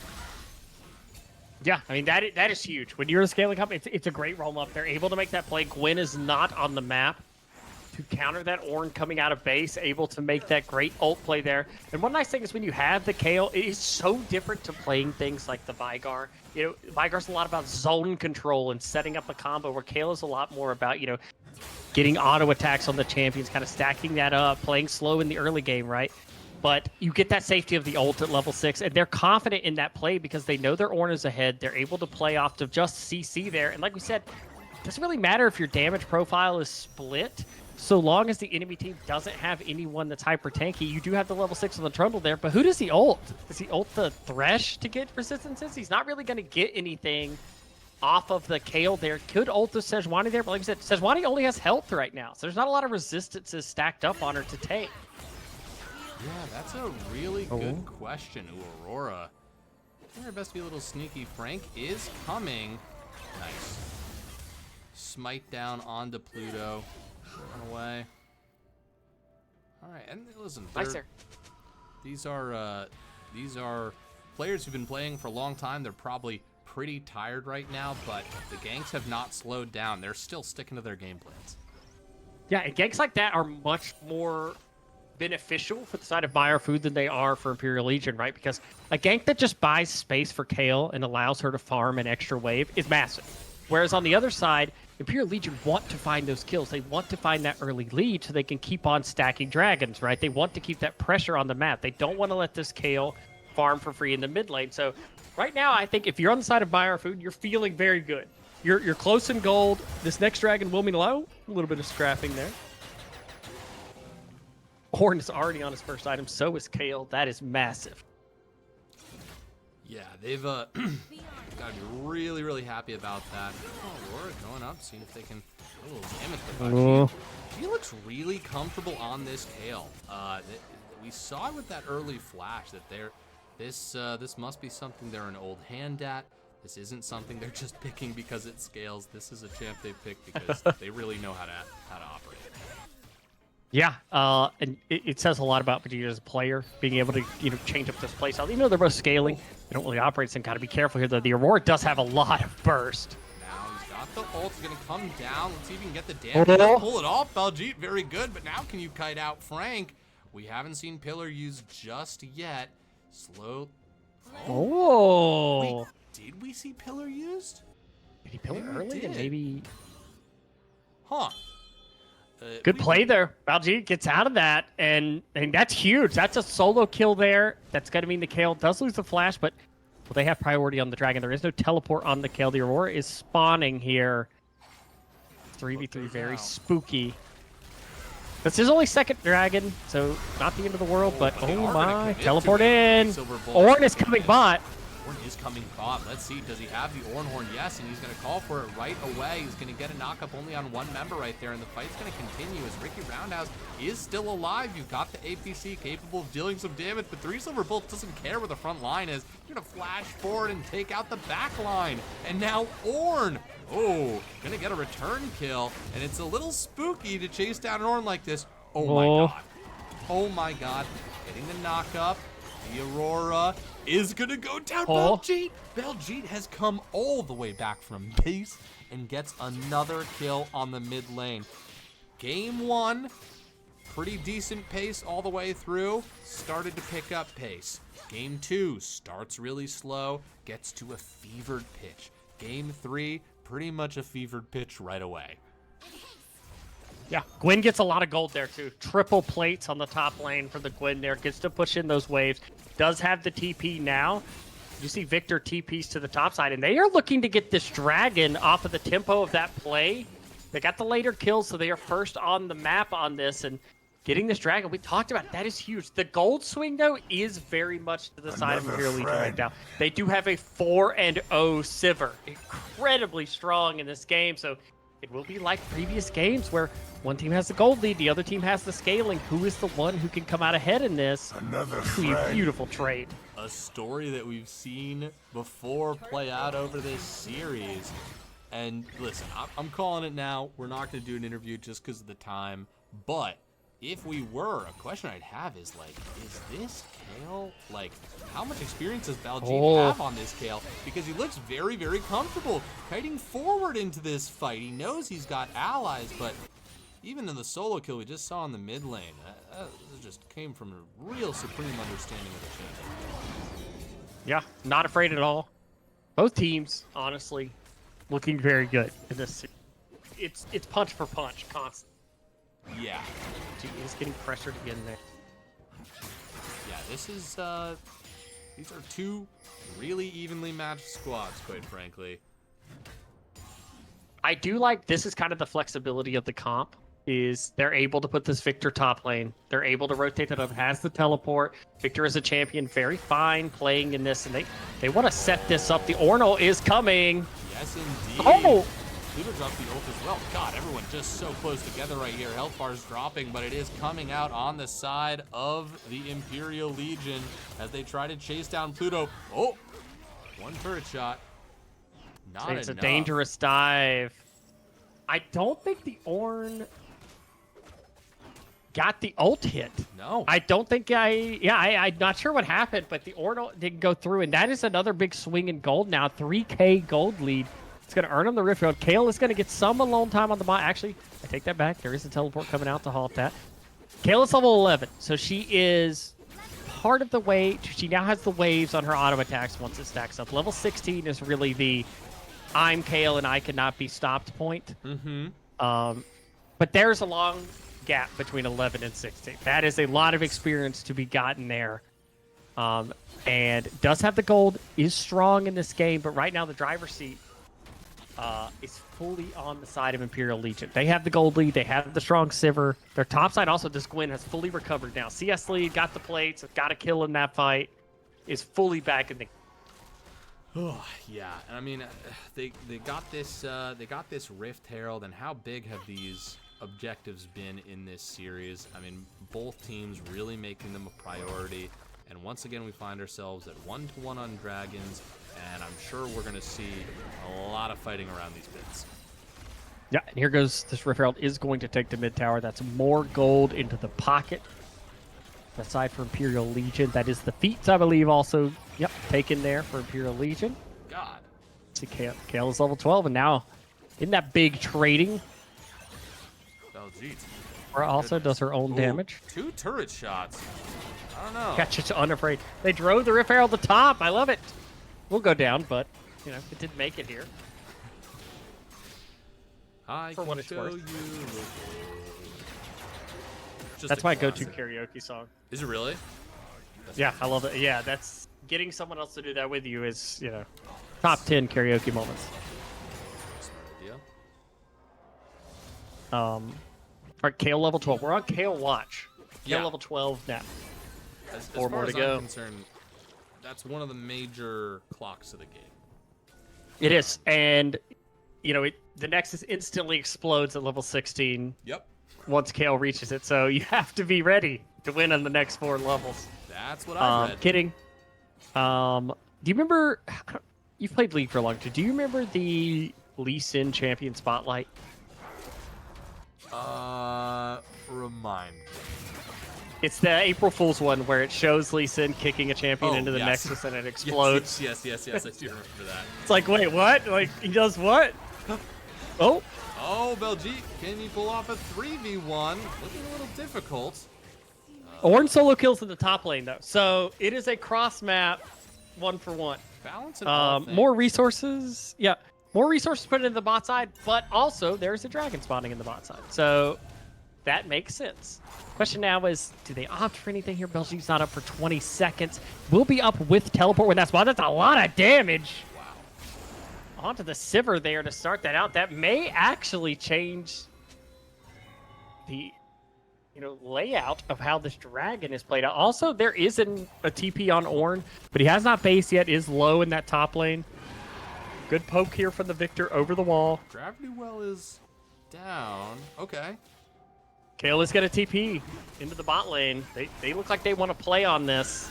They do. Is a low health. Oh, dragging down to half health. Beljeet coming in here. Oh, they're not waiting. He's got it. Oh my god, that's another kill as Rakan goes down to Kale, and Frank is looking next as Beljeet flashes forward, gets another kill. He's going to get slowed. Going to turn to the dragon right here. Jungler dead. No smite. They get to pick up their second dragon, and Scalen's not looking too bad right now, is it? Beljeet is having a game. 5 kills. Who cares about level 16? Has 5 kills already in this game. He's very strong in that fight. That I can't say enough that Pluto and Prismatic do their job perfectly in that fight. They just meatball. They're meatballing. The Kale is hitting the entire time. Untouched in this fight, and that's kind of the danger. You know, 3 Silver Bolts gets a little bit chunked out before the fight, isn't able to play as aggressively as you would want to, right? Step up and deal that big damage, and that is death cap and 4 stacks on the Dark Seal Do you go for the death Kale. cap second on Kale? Is that what happens? I do not think so, but you know, when you're fighting, who am I to tell Beljeet that that's not the right field? You know, fuck me. I'm no Beljeet, all right? Beljeet knows what's going on. Kale. I've been playing Veigar a long time. I don't think I've ever touched 1500 AP. Yeah, you know, I trust it. And that is a tower over the top lane to the Ornn, who has the first ornament of the game on themselves. The gold lead's still there on the side of Imperial Legion, but you know, the longer you go in the game, the less that gold lead matters. And the gold lead has not grown. They've not turned it into as much as I think you would want to. And the map movement to protect this Kale has been very good. You see, even right now, they're looking bot lane sort of out of play, but there's already coverage here. Vega, I'm gonna do a thing I haven't done this entire game. I'm gonna press X, and we can look at the gold of all of these players, because I'm noticing that Sivir and Kale pretty close in KDA, but wow, gold really on the side of that Kale. This is a rich angel. That's why you have to eat your towers, folks. You know. Kids, eat your towers, because you know there's the gold difference that happens when you do. We have a bit of a standoff here in the bot lane. Ornn's here. Gwen is pushing top lane. Gwen is 2 items in that side lane. She will eat towers alive. There are no TPs except for the Victor on the side of Buy Our Food. So they are in a bit of a situation where you got to make a decision here. Are you going to base somebody? It looks like Ornn is going to go back to base, but that does leave the TP. You know, look at the time easily on that tower that Gwen will just eat through it. I believe Ornn will get there in time to stop it from dying, but... Oh, nope, never mind. Gwen eats towers. And they're just sitting on this auction. Yeah, they really... This is... No one wants to give up this objective. It's a good stalemate, and it's, you know... Again, interesting game, right? Kale, very, very strong, but Buy Our Food is down 3k. Really, the Kale is the thing, and the Ornn's doing quite well as well. But those are the pins holding this whole structure in place right now, and they definitely can win fights. But if they lose a fight, it's gonna get bad really fast. Akshan started up. I think this is gone. There's no teleports on their side unless Sejuani can do miracle work here to get into this pit. It is so hard, and you can play for it, but oh my gosh, that got way too close. Yes, it did, and now the fight after. Oh my God! Look at the fucking burst damage. Beljeet shows up, ripping through the team, saving Pluto as well with a perfectly timed Kale ult. That's going to be the last 2 members on the run here.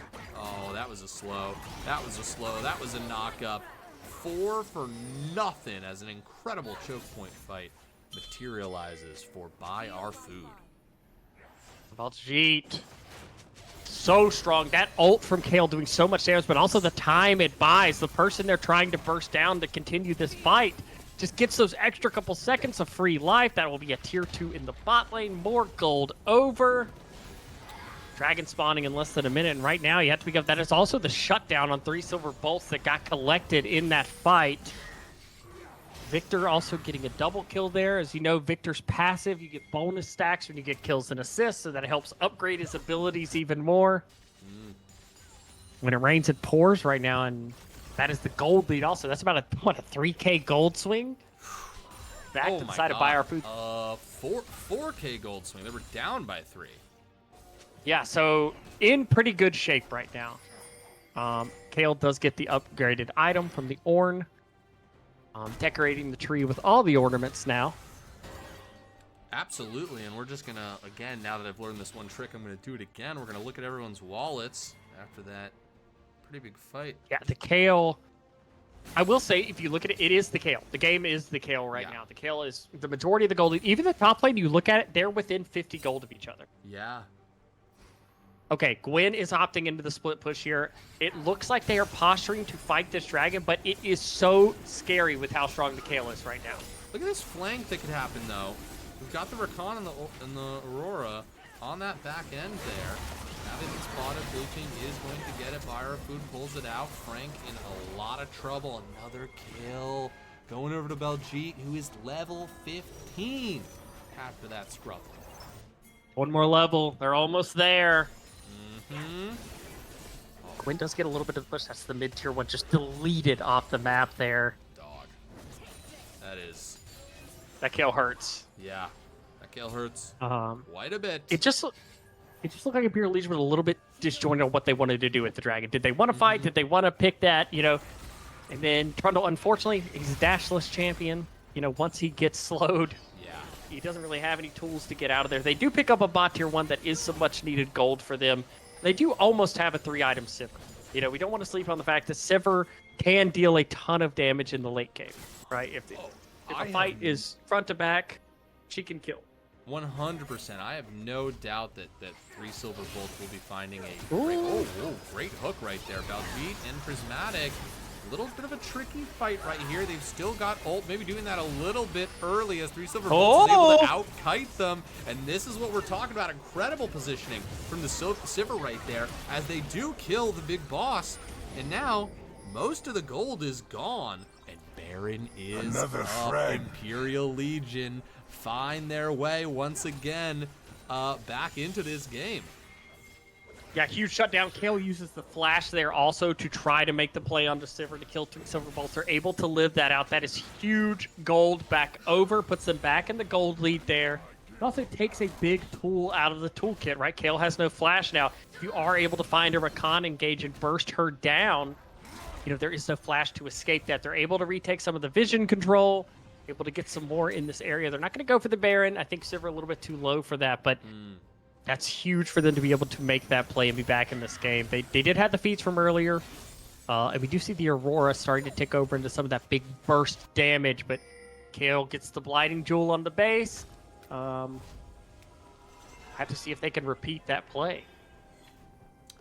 Yeah, absolutely. I mean, they now see the blueprint of success. The idea that the Kale is invincible has been shattered, but they're gonna have to figure it all out again in one level, which should be coming up pretty soon. Damn, really thought it was there. Anyways, but yeah, I mean, once they get this level 16, they're gonna probably pivot towards. Okay, well, actually, this is a question: are they even gonna wait for that? I don't think they're even really playing around Kale's levels right now. They just know that Baljeet is strong.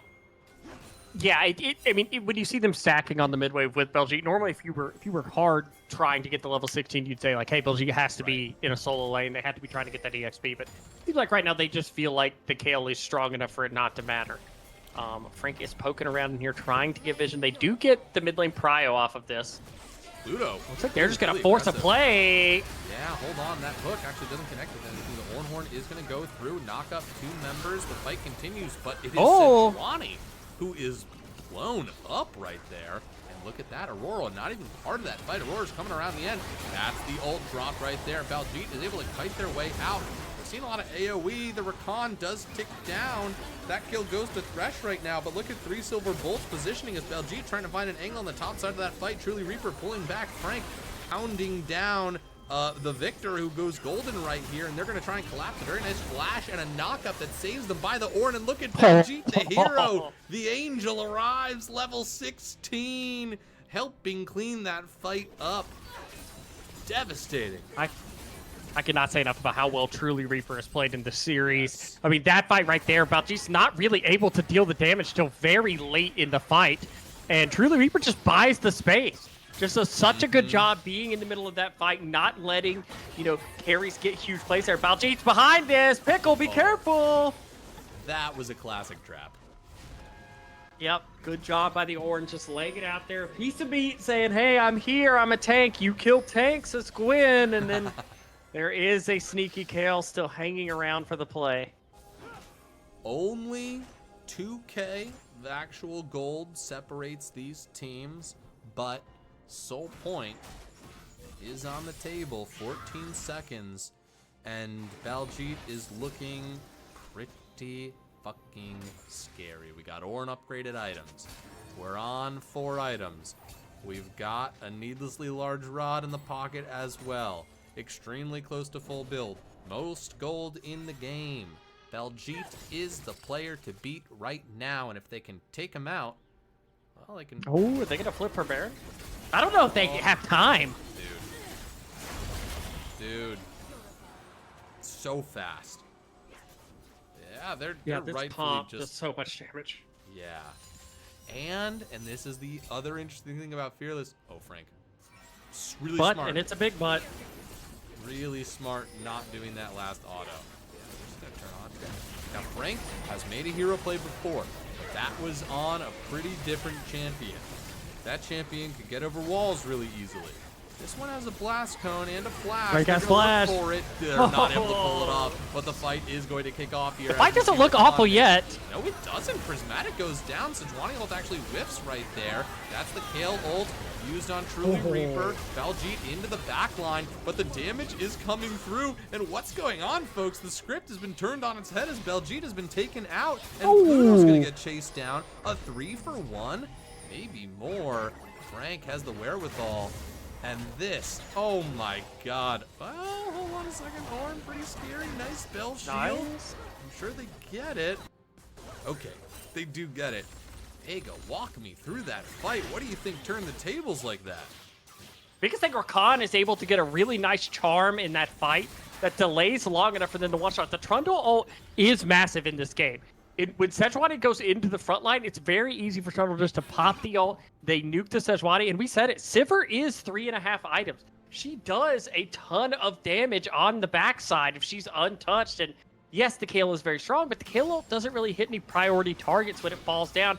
And she is not able to burst through the Trundle fast enough with those bonus resistances. So I am curious how these next fights go, because yes, they did get the Baron.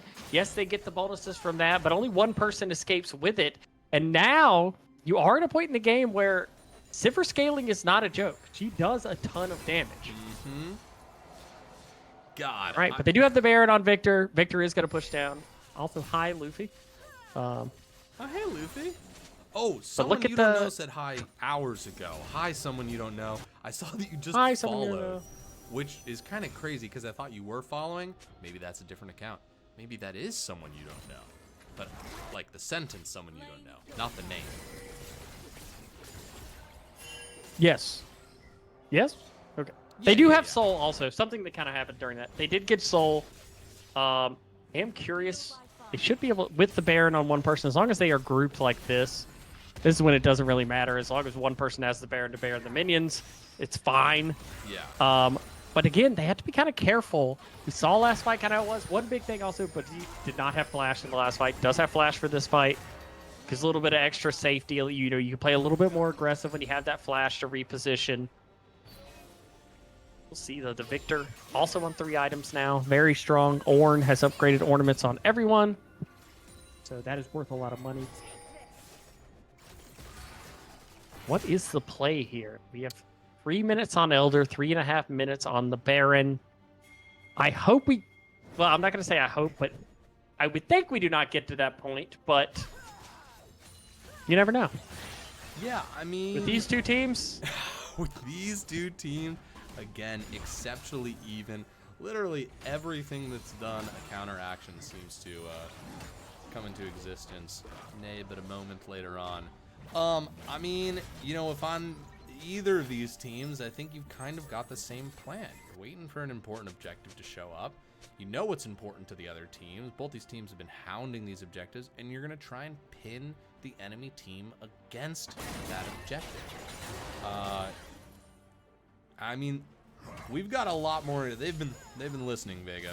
They've got a lot more engaged in this game, so triggers can be pulled.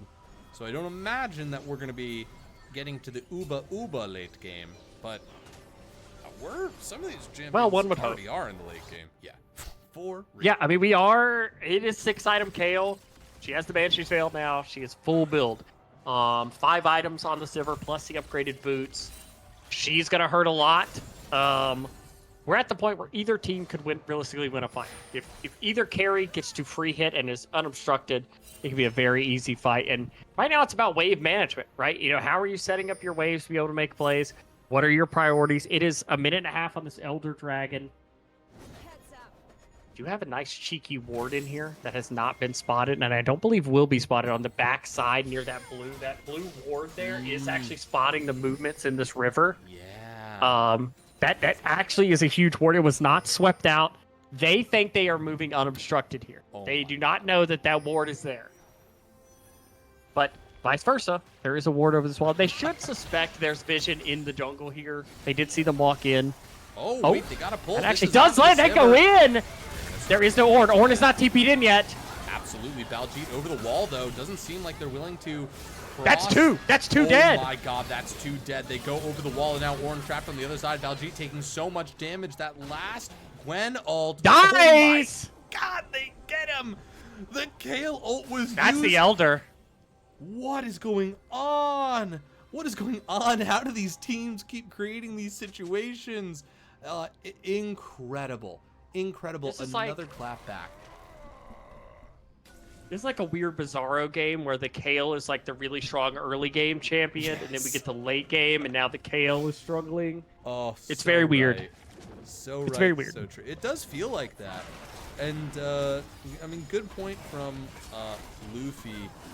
I don't think for a lot of these last fights, but certainly for that last fight, they caught the Sivir, they went over the wall, and Kale was just out of it. Yeah, that's one of those, you hit the hook and you're like, I'm so excited I hit the hook, I'm going to go in because I've caught the carry. But you don't have, you know, the people around to necessarily make the play happen. The Ornn TP takes time to get there, and by the time Ornn is there, the fight's already over. There's a lot of burst on the side of Imperial Legion. You know, they do have the Aurora, they do have the, you know, Trundle that can ult and make a target very squishy. It happened to the Sejuani there. And now the Baron's up. There is Elder on them. I think you're probably not wanting to opt to fight this Baron because of the Elder. Very spooky situation right now. Yeah, especially because the major damage dealers in the way of, oh, they're starting this bad boy up. They want some purple snake for dinner. They just burn through this Baron. I don't even think there's going to be a token resistance here as our first major neutral objective of the game gets taken in late game. All right. Oh wait, did Elder get What taken? are they? Elder's taken, so they have both. second. They have Okay. both of the game-ending buffs now. We'll see Well, if that means a game-ending buff, or if that. Oh, they're gonna try and set up a pick here. It is spotted. It is spotted. I love that they went Baljeet. for that anyways. I like that idea. Yeah, like if you can get a pick on a side lane, it's huge for shutting down a Baron push. Are you able to click on one of the red team members so we can kind of see that? Oh my God, that's it. That's Azonius. That could be a kill. Holy shit, they live. They live. Oh my gosh, that matters so much. The Elder's about almost force over. So their window right now is about this wave, and I don't believe they'll have another wave to play on. This might be the only wave they can play on with Elder. So getting this push means a lot. I don't know if they're clocking that in the same way, though. Good job hooking that into tower range. Now look at the Sivir bouncing with the Elder. Oh. How much damage comes into your comp there? You have to be so careful in these fights. Ornn just trying to keep things in the bot lane away from this tower as much as possible. Daring to start a fight, though. Tower helping out a little bit. Yeah, maybe. Baljeet coming. That was a bit of a speed This up. could be a pick, yeah. Yeah, let's see. That's the flash forward. That's the knock-up. Pickle looking quite low, but still living as the rest of their team is going to push through the mid lane. Baljeet needed back in base. Prismatic, the hook was a little bit wild. Yeah, they're nuking these towers. Yes, they are. Imperial Legion learning from game 2. Focus those towers down. Maybe forget the team and just take down objectives. Gwyn lives also, notably. Like, that play does not make anything happen there. Now you do have your Ornn alone in bot lane. You gotta be careful, Ornn. Uh-oh. Okay, Truly Reaper does find an angle right there, but there's just a lot of damage. Oh, Kale that's ult. the Kale. Once again, he turns just to keep that damage in range, but the tower's going to go down, and a really important ability Prismatic knows they cannot go in this moment. Now, they've got wave clear in the form of the Victor. Very nice. Oh. Actually, that hook was pretty incredible. Okay, ult does get dropped. Frank clicking quite low, but the tower is just going to disappear. Now Baljeet's going to get focused. Baljeet doesn't just have ult! disappears. He doesn't have ult. The Kale can't protect themselves. From heaven on high, the angels fall as the rest of this fight kicks off. Rakan diving deep back in there. A triple kill for the Aurora. Massive pentakill potential for sure, but I don't think the game's going to last that long as the towers get ripped through by Frank. Although, hold on a second. Okay, Frank's gonna get that one. Pentakill dreams are dead. They focus the Nexus. Ladies and gentlemen, that's Imperial Legion taking this in the best of 3. In the final 3rd game, it goes to them. Let's go, Imperial Legion. You know, scaling be damned in that game 3. They see the Kale get online, but they're able to power through it. The Sivir play in the late game, so good. So much damage put out, and just an absolutely awesome game from them. Yeah, massive series. I was thinking about it. That game too may have been the longest game we've ever casted together. That was. I believe it was. That was crazy. That was. Oh my gosh. Had to have been insane games indeed. Well, folks, not to speak for Vega, but we're beat up here. So Yeah, we're tired. we're just gonna end on this note of great games. Thank you all so much for coming out and spending your night with us. That was a long, exciting series. We're not gonna do an interview tonight just because of the hour, but congratulations to both teams. I personally am very excited to follow your journeys throughout this season. What a way to make a mark on the LBLCS Week 1. Just incredible. Yeah, absolutely insane. Thanks everybody for tuning in. Again, thanks for having me, LaChance. So much fun to kick off the season that way. Absolutely. All right, folks. Good night. I believe there might be a stream tomorrow, maybe the day after that. Keep your eyes tuned to the Discord. Good night.